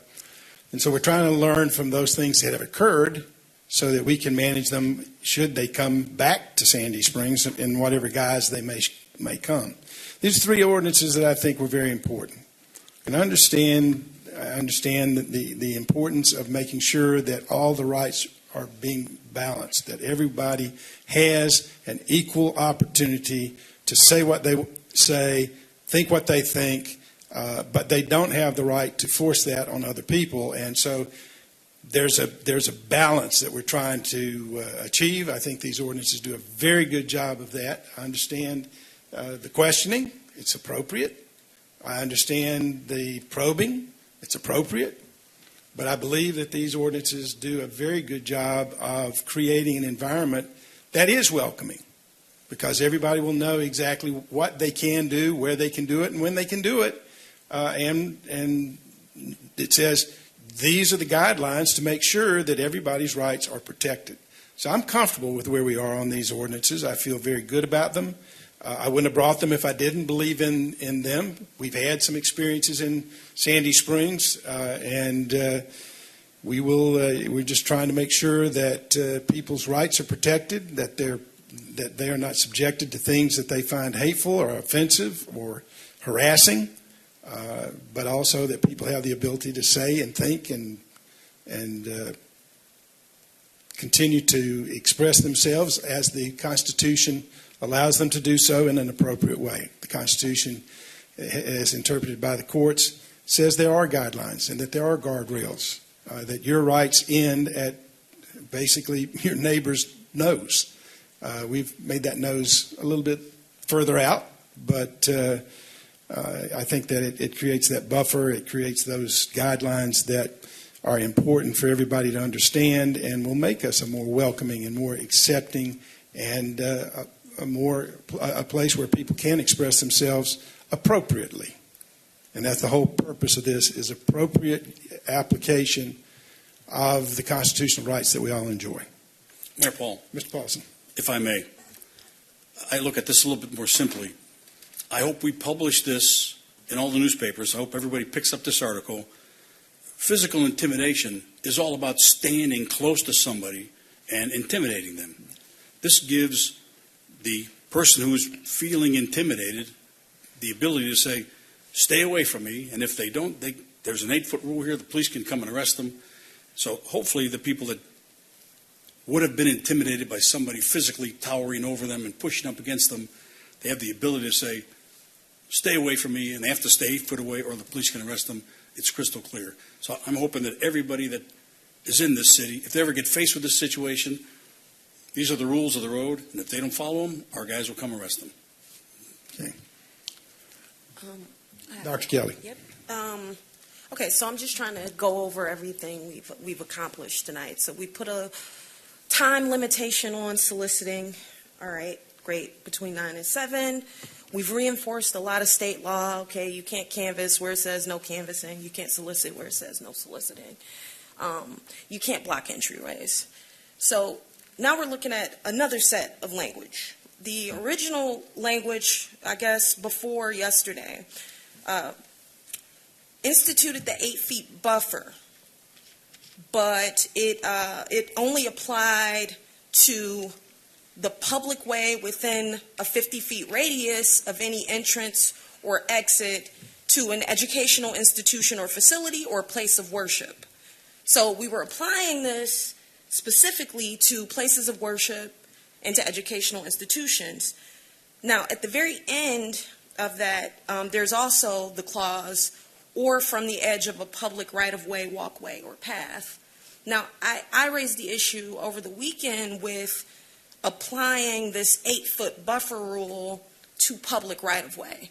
So that means if I'm on a sidewalk, I can't get within 8 feet of someone, or they can't get within 8 feet of me if I'm on the green, etc. So now I look at this language, and it's actually even broader. So now we actually are applying this 8 feet rule everywhere. So as opposed to just schools and places of worship, which I thought was the intent of the ordinance, protecting, because a lot of things have happened at schools, and we do want students to be able to get an education safely, and we do want to protect parishioners and folks who engage in worship. I'm concerned about this one. I got to be honest with you. Like, you can get your 9 to 7 out of me for solicitation. You can get, no canvassing where there's signage. You can get the things we approved. This one for me is a problem. This language is incredibly broad. Look, for the purpose of passing a leaflet or handbill to engaging in oral protest, get this, education. You can't engage in education, counseling, or harassment. Harassment, I understand. I think we have a ton of disorderly, we have an outstanding police department. We have disorderly conduct laws and things that prevent people from acting a fool, as my mama would say. But to add additional, now I feel like we're treating people like kids almost. You got to be 8 feet apart. This feels like an overreach for me. So again, I just want to state I respect the spirit in which these are brought. I'm not going to be able to support this language today. I'm all for protecting I'm all for considering the protection of schools and places of worship and first responders. So when we have language that's specific to that stuff, again, and not applied across the city everywhere, I'm open to that conversation, just to be clear. Thank you. Mayor Paul? Mr. Baumann. Caroline, do we have a way to put up the language or somebody what was originally that has been modified in the last 24 hours? Do you have a way to show us the other one? I don't have it. I'm sorry? I do not have it. Well, what? I don't know if you did it. I mean, somebody modified this. Yeah. Councilperson Kelly didn't like the 50-foot radius language, and it was removed. We had a discussion in some of the negotiations we had with the American Civil Liberties Union. So, Anybody hear from them? Anybody hear from ACI? I took the idea of changing the proposal that was posted. I took that language out. It is identical, except for that 50-foot. Can somebody just read that paragraph? I don't have it. Mayor, if I may, why are we talking about something we're not voting on here? Well, because what was published on an agenda Right. on Friday and reviewed and considered was then changed 24 hours ago. Mhm. And frankly, it took some questioning. I sent a text to find out, whoa, what happened? That's why we're talking about it, John. And I did have concerns about including our public right-of-way, applying that 8-foot rule to every sidewalk, every road. So yes, I did make phone calls because that was an issue for me. Yeah, but doesn't the 8-foot apply only if you don't want that person to approach you? Well, Yes. Whether you're on the sidewalk It or on prohibits intimidation everywhere. Right, but Yeah. Where would you already Where would you prohibited. allow intimidation? Well, that is, bad acting is already prohibited.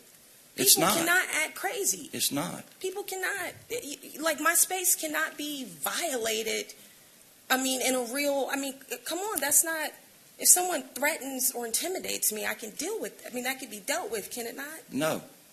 You can be accosted by anybody who's trying to put forth any idea right now.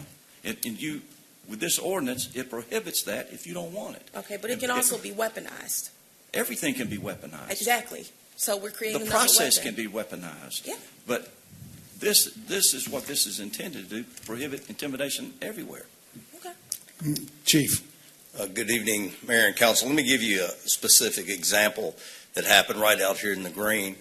It was an Israeli event, and we had two individuals that had the Arab headdress on with two Palestinian flags that walked into the crowd.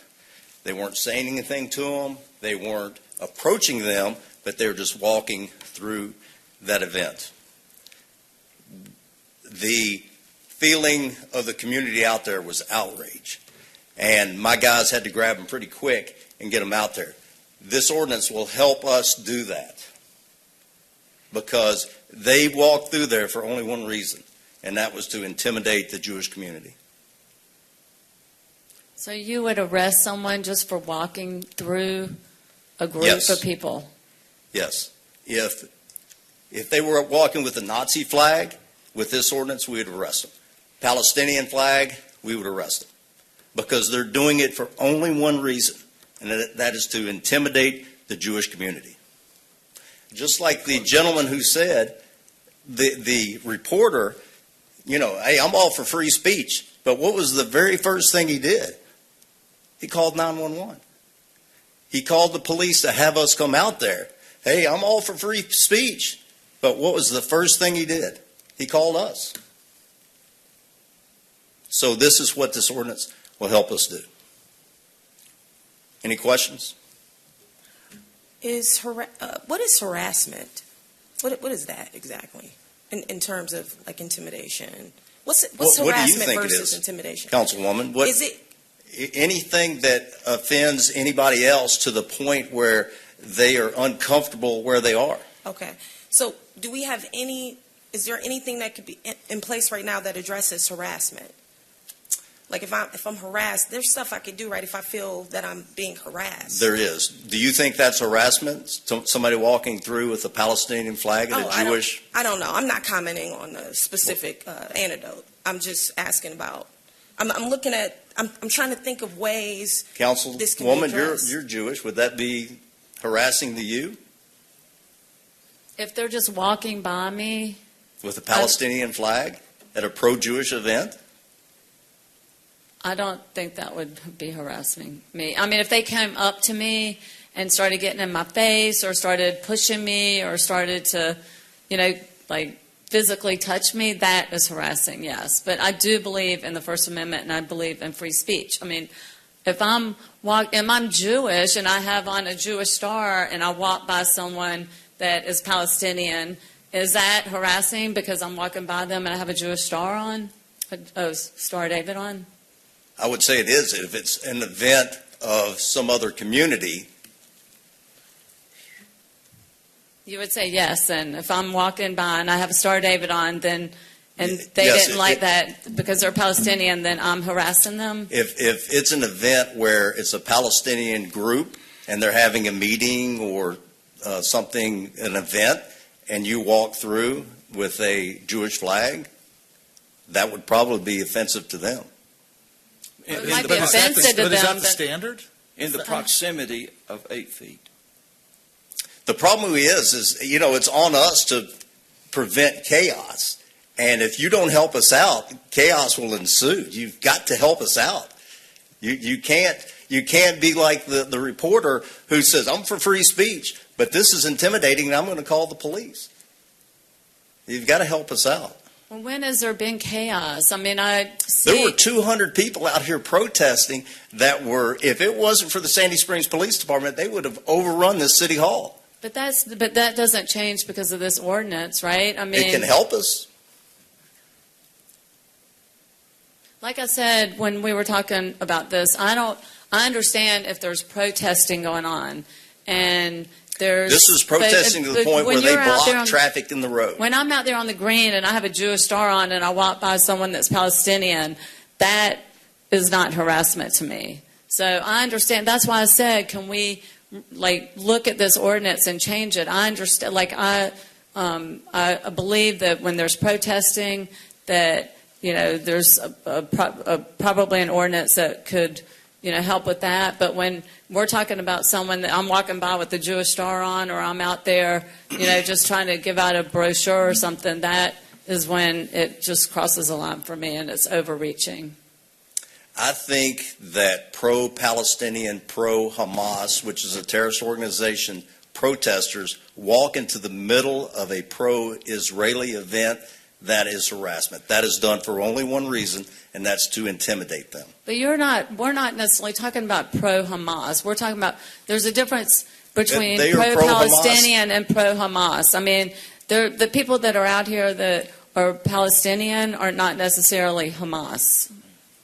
Mayor, Mr. if I could add, this ordinance sets the proximity of that interaction.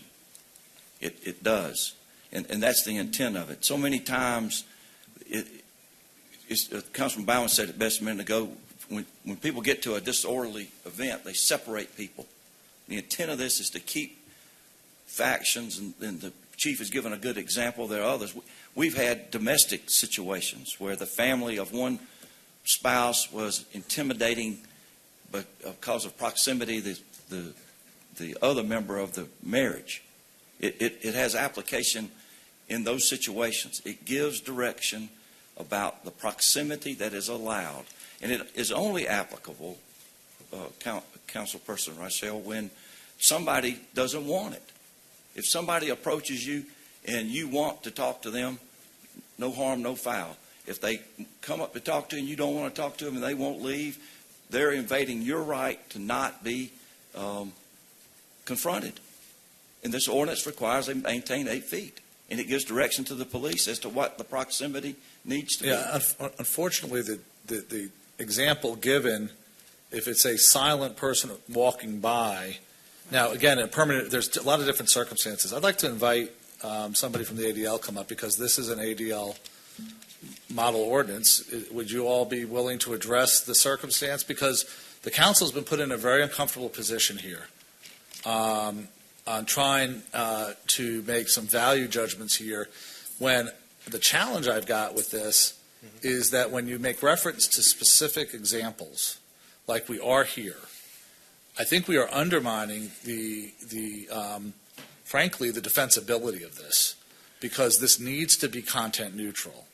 And while I, in every manner possible, thank the Chief of Police and the Sandy Springs Police Department, who has protected our community in really difficult, and I'd say our community, little c, not my Jewish community, but all communities in a very vigorous way, and I sincerely am grateful for that. We have to be very careful that sometimes the First Amendment creates uncomfortable situations, and we are trying to define the line between uncomfortable and harassment. And I do fear that we are entering territory here that maybe is not the best place for a city council to be breaking ground, but I'm open to it.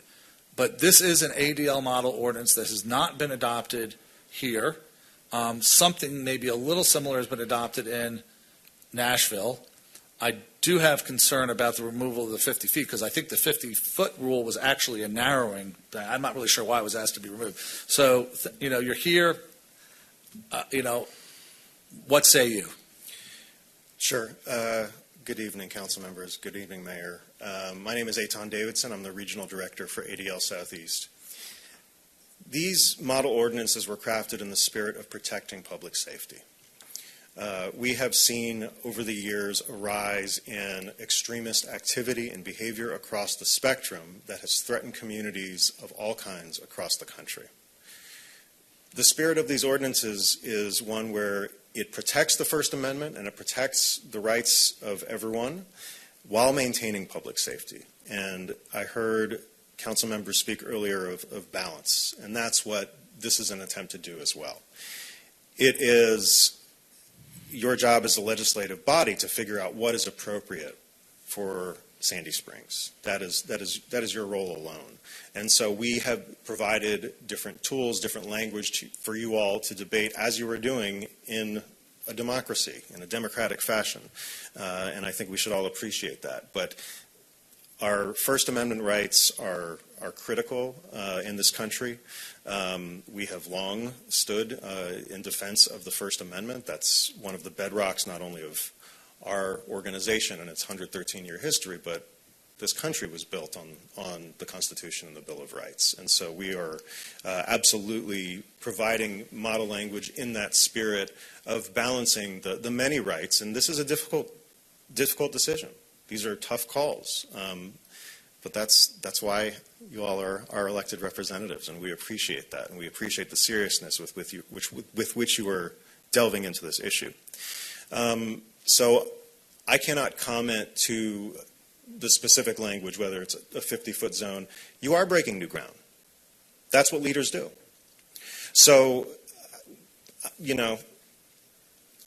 I think that this is a worthwhile ordinance. I do think that this will stand up to constitutional scrutiny. I think you will be on the right side not only of the law but of history by taking this step to provide the guidance needed to make sure that we maintain public safety while protecting everyone's First Amendment rights.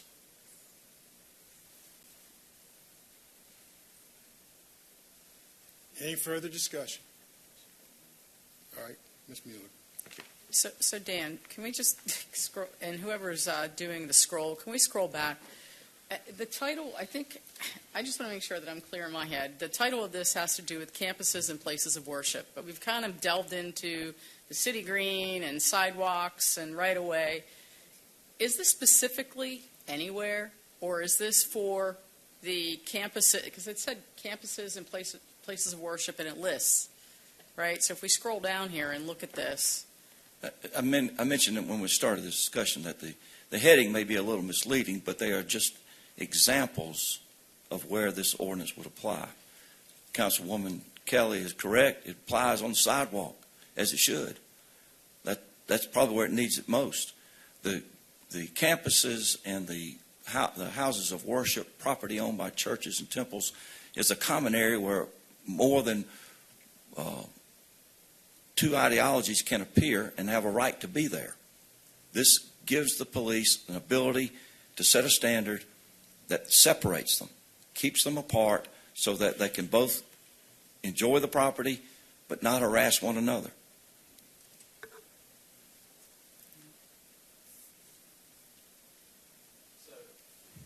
No, go ahead, Dr. Kelly, please. All right, so I'm just looking at the language, and the examples we used are like these highly like polarized, highly charged incidents, but the language is so basic. It's like it prohibits displaying a sign to or doing education or counseling. Like it's not. In other words, what I'm suggesting. If the person doesn't want it. Right. I get what you're saying, but I'm just telling you the language is very broad, and some of this stuff is just, it sounds so benign.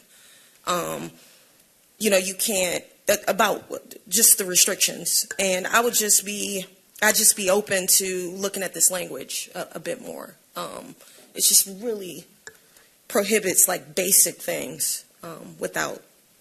If it's deemed harassment and somebody doesn't want it, that person has a right not to be accosted, not to be solicited, just as much as the person has a right to solicit. But you just can't do it to people who don't want it. And this ordinance simply says you can't do it within 8 feet of somebody who doesn't want it. Yep. Mr. Baumann. Well, we can come back to Dr. Kelly. So all of us received a letter from the ACLU today. And I don't know if it was to all three ordinances or to one specific, but they do make reference, which we've been talking about from the very beginning, about time, manner, place. And they said, in accordance with these principles, the government may only regulate speech when imposing time, place, or manner restrictions that, A, and by the way, I'm just going to accept at face value for purposes of these questions only, Dan. I'm not saying that I think these may or may not be true, but I'm just trying to address their concern and ask about them and see if we met the standard that they've applied. It may regulate speech, which we're doing here. Do we agree we're regulating speech in some manner? We're not. We're regulating the place where you can carry Well, right. Time, manner, and place that apply to all. So this applies to all messages irrespective of content, correct? Correct. Okay. So check. Number 2, are narrowly tailored to serve a significant government interest. Want to address that one? 167 law enforcement officers go to work every day to maintain order. So is this narrowly, do we feel confident in this drafting, ADL and Sandy Springs, that we have done what we can to narrowly tailor this? Again, I'm not making a comment. I'm just asking a question about, I think, the standard that they have alleged. So I'm just trying to bring that out. Those are good questions. So narrowly tailored to serve a significant government interest. And the significant government interest would be the public safety, health, and welfare, right? I mean, that's what we are. Maintain order. But leaving open, and then this is the third one, leaving open ample alternative channels for communication of information. So just step back. We Right. take away 8 feet, you still have, I think, the 25,000. Miles around well, when you go 25,000, you come back to the beginning. So we Minus probably 8 got feet. about 12,000 Minus miles. 8 feet. Right. 8 feet on both sides. Okay, It's so seriously- you do feel like, if somebody were to bring lawsuit and say, we have not met those standards, you feel like the scrutiny has been given to this in the thinking about it, that we've met the standards of apply to all messages, respective of content, narrowly tailored, and leaving open alternative channels for the communication of that information. That's what we feel like. There's no doubt about it. And as we sit here today, the police tonight are going on calls where there are two sides to an issue, whether it's a family matter or domestic problem. Step back. They order them back. This just says that in common areas where people have a right to be, both sides of an issue, sidewalk, campuses was an example, houses of worship or another example. It sets a standard that you have 8 feet. I don't want you bothering me. Step back. Give me my 8 feet. That is my right. That is well established in the Supreme Court. Many of the cases dealt with either abortion literature or anti-abortion literature have set the stage for this. This has been litigated. to the Supreme Court. People have a right not to be accosted. This is adopting an 8-foot rule. Well, let me just close in saying, I don't think any of us really have a deep enough understanding of what the Supreme Court may or may not do. I don't think that's a standard that we can apply ourselves to. I think we just have to bring our value judgment to this ultimately, and that the intent of this is for public safety of both the people bringing the speech, and I would really implore that it not be based on content, it be based on conduct, and that we just have to make our best judgment on the values, and these are interesting times, for sure. All right, we're going to have to, I have gone well past what Roberts allows. Okay. So I want to give everybody all the chance they want, but we're going to bring this to a close after Dr. Kelly. Okay, great. I just want to submit a little bit of language for us to consider. We talked about the HALO law, which applies to first responders, but that's not my point. If you look at that language, okay, it says the restriction that it puts on individuals from entering the zone of a first responder, it's after receiving a verbal warning, right? So that language is there with the intent to impede, threaten, or harass.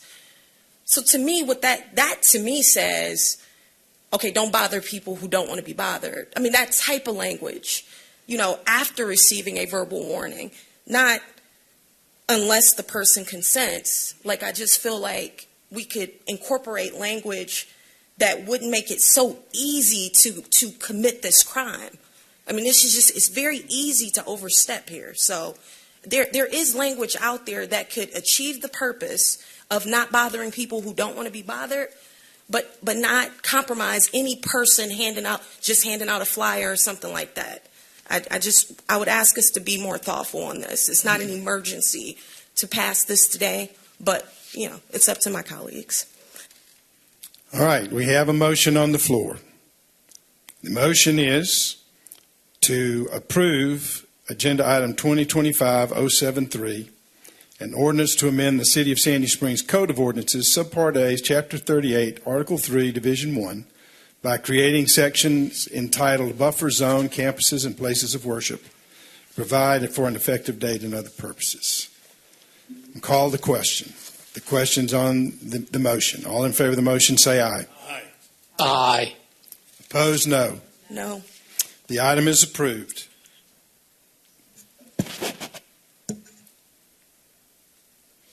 Moving to new business, the clerk will please read the first item. No, I think we need to do a voice vote on those, Mayor. We did a voice vote, and it was 4-2. It was 4 to, yes. Right. Is the chair wrong? No. Okay. Okay. All right, moving to new business, the clerk will please read the first item. All right, I have agenda item number 2025-074. This is consideration of a resolution to award fiscal year 2025 nonprofit awards and recreation grants. This is presented by Director of Recreation and Parks, Brent Walker. Mr. Walker. Evening, Mayor and Council. The city created the Nonprofit Arts and Recreational Grant to collaborate with nonprofit organizations that offer new programming or to expand existing recreational programs targeted at underserved populations and low-income communities within the city. 2 types of grants were offered this year. Category 1 grants with a maximum award of $12,500 are for partial funding of existing programs that were funded by the program last year, while Category 2 grants are for new programs and has a maximum award of $25,000. All grants are targeted to Sandy Springs underserved and low-income populations. City Council appropriated $150,000 in the 2025 budget for the program. On February 11th, the city received proposals from nonprofits totaling $262,500 in requests. The applicants were Call for Caring, Chastain Park Conservancy, City Springs Theater Company, the Healthy Youth USA Foundation, La Amistad, Los Niños Primero, the Lost Art Enrichment Center, Sandy Springs Mission, and the Unique Individual Ranch. The evaluation committee scored each application individually and then convened and to determine that 8 of the applicants met the criteria of the grant program and were deserving of partial funding as the funding requests were greater than the budget available. It was also determined that the application received from Chastain Park Conservancy did not meet the goals of the grant program, as their application was for a construction of a new outdoor facility and not for a new program. A brief description of each nonprofit program, their score, and award recommendation is included in your agenda materials. With that, I open up to any questions you may have. All right, you've heard the report of the Director of Recreation and Parks. What's the desire of council? Mr. Paulson. I move approval of agenda item 2025-074, resolution to award fiscal year 2025 nonprofit arts and recreation grants. We have a motion by Mr. Paulson. Is there a second? Motion by Mr. Paulson, seconded by Ms. Rochelle, that we approve agenda item 2025-074, a resolution to award fiscal year 2025 nonprofit arts and recreation grants. Any discussion? Mr. Baumann. So, Brent, thank you. And you've been administrating this program now, is this your 2 years? 2 years? So can you just talk about a couple of questions? First, talk about your view. You've seen it up close. How is this being successfully helping our community? Can you bring some heart to that? Yeah, absolutely. So these organizations are in some ways an extension of my department. They are able to tap into Of what? Of my department, of the recreation department. There are a lot of needs in Sandy Springs. We have a small recreation department that can't meet all of them. So this is a way to extend those services through city funds into organizations that are into to communities that have organizations that can tie into them better than we can, that know those communities, know what those needs are. So we're seeing a lot of benefit by having this program and getting those funds where they're needed. And, this originated in 2021 on the heels of some things going on in the country. We had, I forgot what it was called, the American Rescue Act funds. And I think the point of the program was to serve underserved communities. Have you all considered how we define underserved communities? How detailed are we in that? Or that's maybe a definition that's hard to pin down because there's some obvious aspects to it. But how do we define underserved communities? So for the purpose of this grant, the majority of it is done through low income. Most of these nonprofits target low-income families, and they are able to determine that through the school system through free reduced lunch programs or have their programs in Title I schools. So that's kind of one of the definers that they use. Another way we kind of define it is what are people out there that may not receive or know how to receive services in a community, such as Call for Caring. They really focus on at-home caregivers. They make sure that they have the resources that they need to take care of their family members at home. And so they have been able to realize that community is out there and they're not being served. Or the city may not have that service already available, which we don't. We have for some adaptive recreation programs, but we don't have that type of service. So they're underserved. And do you feel confident, and I've got a point to some of these predicate questions, do you feel confident that the city is doing all it can to ensure on the front-end screening that the organizations which are requesting this money, that we have verified that they're doing what they're saying and they're meeting the needs of the people that we want to meet? Do you feel pretty comfortable with that? And then the process during the programs and after the programs to actually verify that. Can you just shortly explain that? Yeah, so part of their criteria, 40% of the scoring criteria is for them to demonstrate how they're meeting those needs for those underserved communities or low-income communities. We score each application individually. We have a committee that scores individually, then we convene and discuss and compile the scores. So it's not in a round. No one drives the conversation. We do it individually, come up with our own opinion. That way it's fair. And then also in the application process, they're required to provide a ton of data and information about how they've been performing these programs. Most of these nonprofits have been around for many years. They have a track record of serving these communities. They're also required in the MOU, there's a monthly report they have to provide to us during the grant program. Through that, they have to report on the age, ethnicity, language, special needs, household income, free and reduced lunch recipients. They have to provide those participation numbers of people that fit that criteria. And just to confirm what you said, our recreation department feels like we just have more demand than the needs we can meet. And this, while this is a grant program, it's very similar to example what Sandy Springs Youth Sports does. This is sort of like contract for services, although it's couched through a grant. Is that right? Yeah. Correct. Yes. I do want to share, there's been some suggestion that these, in the past, that some of these organizations, they don't need the money, they raise tons of money, they're flush. I actually had a chance to speak with one of the organizations, Los Niños Primero, which we all know has been around for a long time. They're solid within here. And I asked them to share a little bit what they're doing, and that their costs are $2,500 per child per year. They have 660 students in 2024. They have wait lists for every extracurricular program they offer. It supports innovative approaches to education, sets students up for success. And this funding comes at a critical time for Los Niños that they may not be so flush. They are losing money in $200,000 in non-renewable pandemic-era funding that they had. It has expired. They had $200,000 they just received last year of the last of a 5-year installment from the Gosueta Foundation. Was renewable, but incredibly competitive and not guaranteed. So these dollars, I think, is verified by Grant, are put to very good use. When we did the budget, and when we talked about this program, I very specifically recall it being said that let's see what the interest is, and if we, because we were not overfunded last year, it just met the need. But this year, it seems like the needs are greater. More organizations got word. Mayor Paul, I would like to amend the motion, offer an amendment to the motion that would gross up all of these allocations to the maximum amount that was possible under the grant, so that each of these organizations, having been deemed worthy through the process, having confirmed that you are comfortable with their criteria, how they deliver the program, and assuring us that you check during the program and after the fact, I would like to see all of these allocations up to the maximum amount that each category allowed. I haven't done the math, but my motion. Mr. Baumann, let me. My motion is to increase the award. I need to clarify the procedure for making this motion. Okay.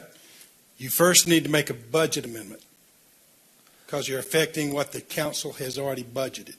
If you're increasing the amount of money that's going to the program. Okay. So step one would be a budget amendment. Okay. And you would have to identify the amount of money and from what part of the budget you're going to take it. Mayor Paul, I would move that we do sometimes see public works projects that are over budget too, but if that's the ruling, that's fine. I move, thank you for helping me with this. I move to then maybe table this particular motion so we can do a budget amendment, or can I do it as part of this? You can no, if you have a budget amendment and get a second for it, but you've got to identify what pot of money you're taking the money from. I believe it would be from general reserve. What is the reserve balance? It'd be from fund balance. From fund balance. I move that we amend the budget to up the amounts for fully funding this program. How much? I'd have to do the math. We got to have a number. It's $87,500. $87,500 would gross this up so that everybody would get the full funding? The 8 of the 9. Okay. Yes. Right. Well, the one that didn't qualify under their plan. So I move that we amend the budget to allocate from the fund balance $87,500 to this nonprofit grant program. That's the amendment. All right. We have a motion. Is there a second? I'll second. A motion and a second. Any discussion? Mayor Paul? All right, Mr. Baumann. The discussion would be, we've spent a lot of time on things that are theoretical, that are important, but this one affects people. And we've clearly identified that our Recreation and Parks Department cannot, at this point, meet the needs of our community. And as Councilman DeGiulio likes to say in the context of Sandy Springs Youth Sports, which I endorse, look, qualified families should be able to participate in these activities.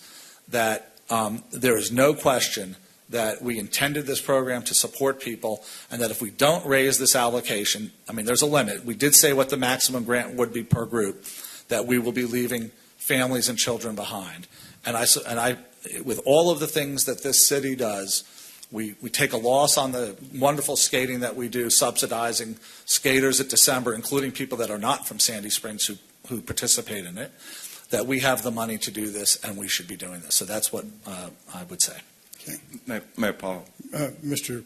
Lee. I apologize. I don't want to interrupt the debate, but I want to interject something that we do every year.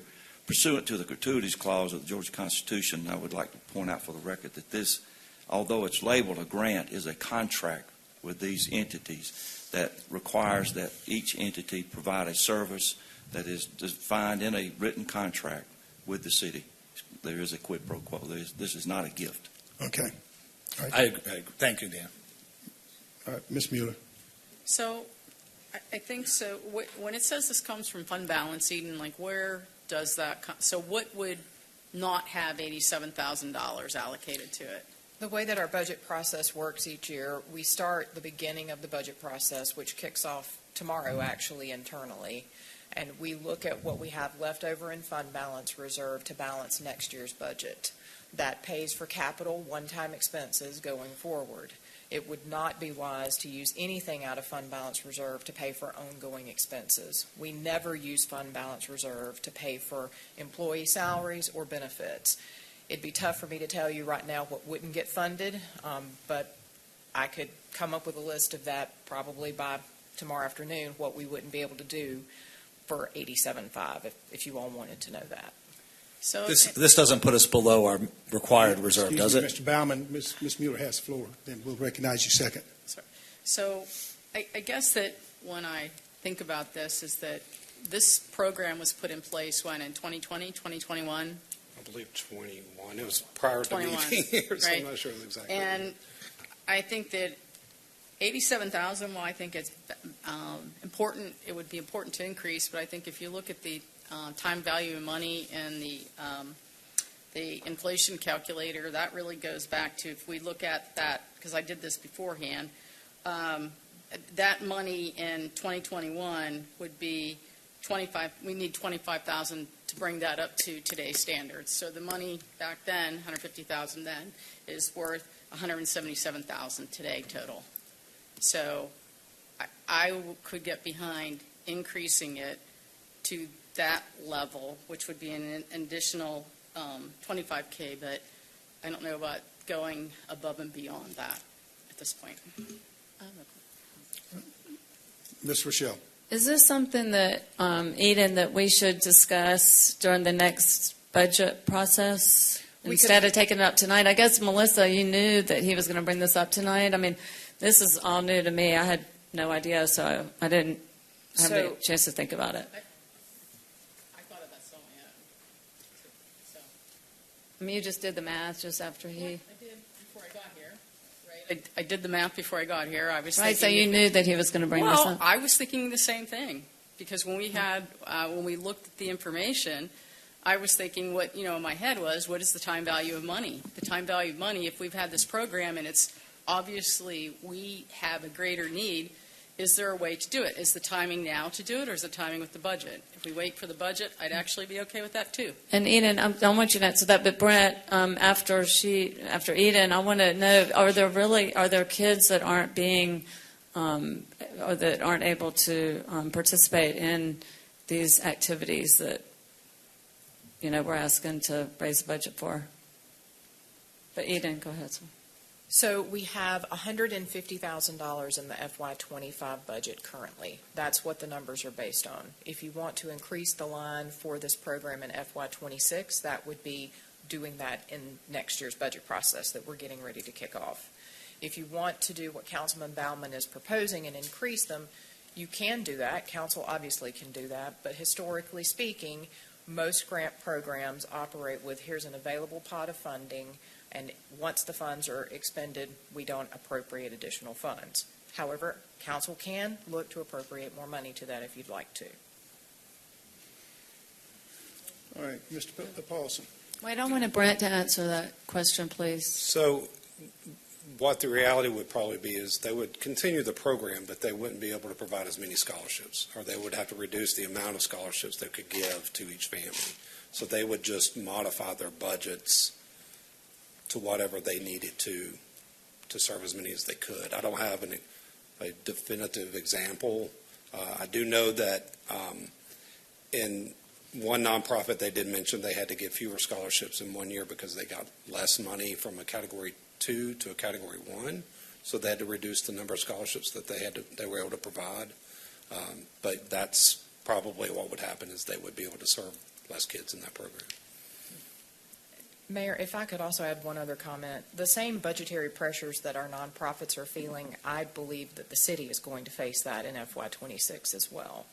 And I don't want to raise the alarm because we are starting our budget meetings tomorrow with the departments, but we have a lot of uncertainty within the economy. We know that grant programs at the federal level are being pulled back. Some are being eliminated. Many of those are programs that we have been recipients of for many years and used to support and to build infrastructure in our community. We don't know what's going to happen with those. Okay, Mr. Paulson. Thank you, Mayor. So this is for the fiscal year 2025, which ends in 3 months. Correct. So all of this discussion, I think, is worthwhile having for fiscal year 2026, which we're going to start talking about in another couple of weeks. And I'm open to having that conversation when we have the budget discussions. However, we've been living with this budget for the last 8 or 9 months. We're coming to the end of it. I'm not in favor of changing this tonight because to me it sets a precedent that anything we talk about at any time we could just change because we decide there should be more money thrown at something. We go through the budget process. We spend hours and hours as the staff going through the stuff. We land on all these numbers, not in a vacuum, but after talking through the entire budget for the year. So I think it's worth talking about next year for the 2026 budget. I'm not in favor of amending this year's budget. I think we leave it as it is, and we talk about it when we get our budget process for next year going. Any other discussion? All right, the posture we're in is we are voting on. Dr. Kelly. Yeah, I had a question. I actually had a quick question for Councilman Bauman. Just process. I wanted to know your thinking. So what would be your mindset, let's say, next fiscal year, if we come in above the budgeted amount? How would you? Well, I think we would take some advice from this, but I also think we did question this amount when we actually adopted the budget and when we talked about the program. And I specifically recall the comment with being, let's see what the application are and we can take a look at it then. And now we've seen what the applications are. These groups have been deemed worthy. We know that they are validating the work that they're doing. I specifically remember the door being opened, and I'm bringing that up today because that's what we discussed at the time. We do this all the time. I think we would have looked, our fund balance is way over our minimum amount. This is not nothing, but it's a small amount directly helping citizens, so that's what I would make the argument. We have public works projects that go over. We have budgets that come under. I was told when I asked about this that it should be fund reserve, and to Councilwoman Reichel's point, I actually think that we had some briefings on this. I actually mentioned that I would be considering this, so you were in the room, Jody. But be that as it may, I would suggest that there are a lot of places we can do this. We have projects that are not happening, but she said fund reserve. We could probably take it from the Cultural Arts Center, which seems to be dead right now. There's a lot of projects right now that aren't a go. I think I do recognize the process concern, but also I have a very specific and clear memory that when this topic was brought up, they said, let's see I was concerned that it was not enough. Let's see what comes out and what are the requests, and the requests came in way over. So I'm just trying to help our local organizations meet needs that the city is unable to meet on its own. Gotcha. You just made me think of one more question. Madam City Manager or Ms. Carlisle, could someone give me the status of the fund balance? Now, that might, I don't know if you've already talked about it, but. We haven't talked about it today, but Tony, do you? Because I went to the restroom, so I'm not sure. Do you have that number? Unfortunately, I do not. My computer is dead, so I can provide that to you tomorrow. Okay. Yeah. But we typically keep it at the policy, which is 25% of general fund expenditures. Right. I just wanted to know where it actually was, But thank you. I think we're probably around 27, 28%, because we did allocate all of those funds last year. Remember when we'd had the ballot? And as I've said, if you all would like to increase this, you certainly can do that. We can take the funds out of fund balance reserve. Listen, we vote. Yeah. There'll be a vote. Yes, Yep. no. We'll just move on. Exactly. That's fine. All right. Mr. Mayor, address. Yeah, Mr. DiGiulio. Right. As everybody knows, I am highly in favor of making sure that every child in Sandy Springs has an opportunity to participate in our programs, and that they are not eliminated or excluded from our programs for financial means. But as you also know, I am very dedicated to the budget, and that I think that we need to keep the budget. Once we pass the budget, we need to keep it in sight. And I'm afraid if we start adding to the budget on a meeting by meeting basis, the budget is going to definitely get away from us, and our fiscal responsibility is going to get away from us. I think this is more properly handled when we go into our budget briefings, which we're supposed to do. I think is it next 2 weeks or so, we're supposed to begin our budget discussions, and I think that's a more appropriate time to go ahead and to set a policy or to set a standard of what we're going to do for the future, and that'll give us a guideline for future years too. I'd rather see that than us come back on a situation where, oh well, we just happen to run short of X number of dollars. Let's just go ahead and throw it at it. Mayor, I think more. Hold on. Mr. DiGiulio is still talking. Yeah, I think this is more properly addressed in our budget hearings, which start very soon. Thank you. All right. I think we've had plenty of conversation about it. Let's do this. Let me outline the posture we're in. Number one, we have a motion to make a budget amendment, and that would take $87,000, $80,500, and move it from fund balance to the general fund. Once in the general fund, there will be a second vote. If the first one is approved, the second vote would then to be the expenditure of that $87,500 on a specific purpose. If that's approved, then we would vote a third time on the amended motion, which is agenda item 2025-074. So is everybody clear on the posture? Mm-hmm. Okay. I'm going to call the question on the budget amendment. And if the budget amendment fails, then the secondary motion will not be, will die for lack of support, and then we'll go to the main motion. All in favor of amending the budget to take $87,500 from fund balance and move it to the general fund, say aye. Aye. All opposed? Nay. Nay. All right, the motion fails. That takes us now to the main motion. The main motion is agenda item 2025-074, a resolution to award fiscal year 2025 nonprofit arts and recreation grants. All in favor of the motion, say aye. Aye. Opposed, no. The item is approved. Moving to reports. Thank you, Mayor. Thank you, Brent. I got three things. One, I hope all of you had an opportunity to stop by the St. Patrick's Day Irish Festival on the city green. There was a lot of green over on the green, and it was a good day. You know, the crowd wasn't as big as I think some of the sponsors hoped, but they were very happy with there. We had the Consul General and the Deputy Consul General of Ireland there. Had an opportunity to talk, and we've agreed to get together and talk a little bit about economic development between our two countries. Well, Sandy Springs is not necessarily a country, but we treat it as one. Between Sandy Springs and Ireland, he reminded me that we have a major corporation in Sandy Springs, which is based in Ireland, which is Smurfit Westrock. Smurfit is based in the Republic of Ireland. And I say, well, there's plenty of opportunity for us to maybe join and do some more things of that sort. On April 24th, I want to remind Council that the Performing Arts Center will be announcing its new programming for the 2025-2026 year. I would encourage everybody to be there. It's going to be in this room.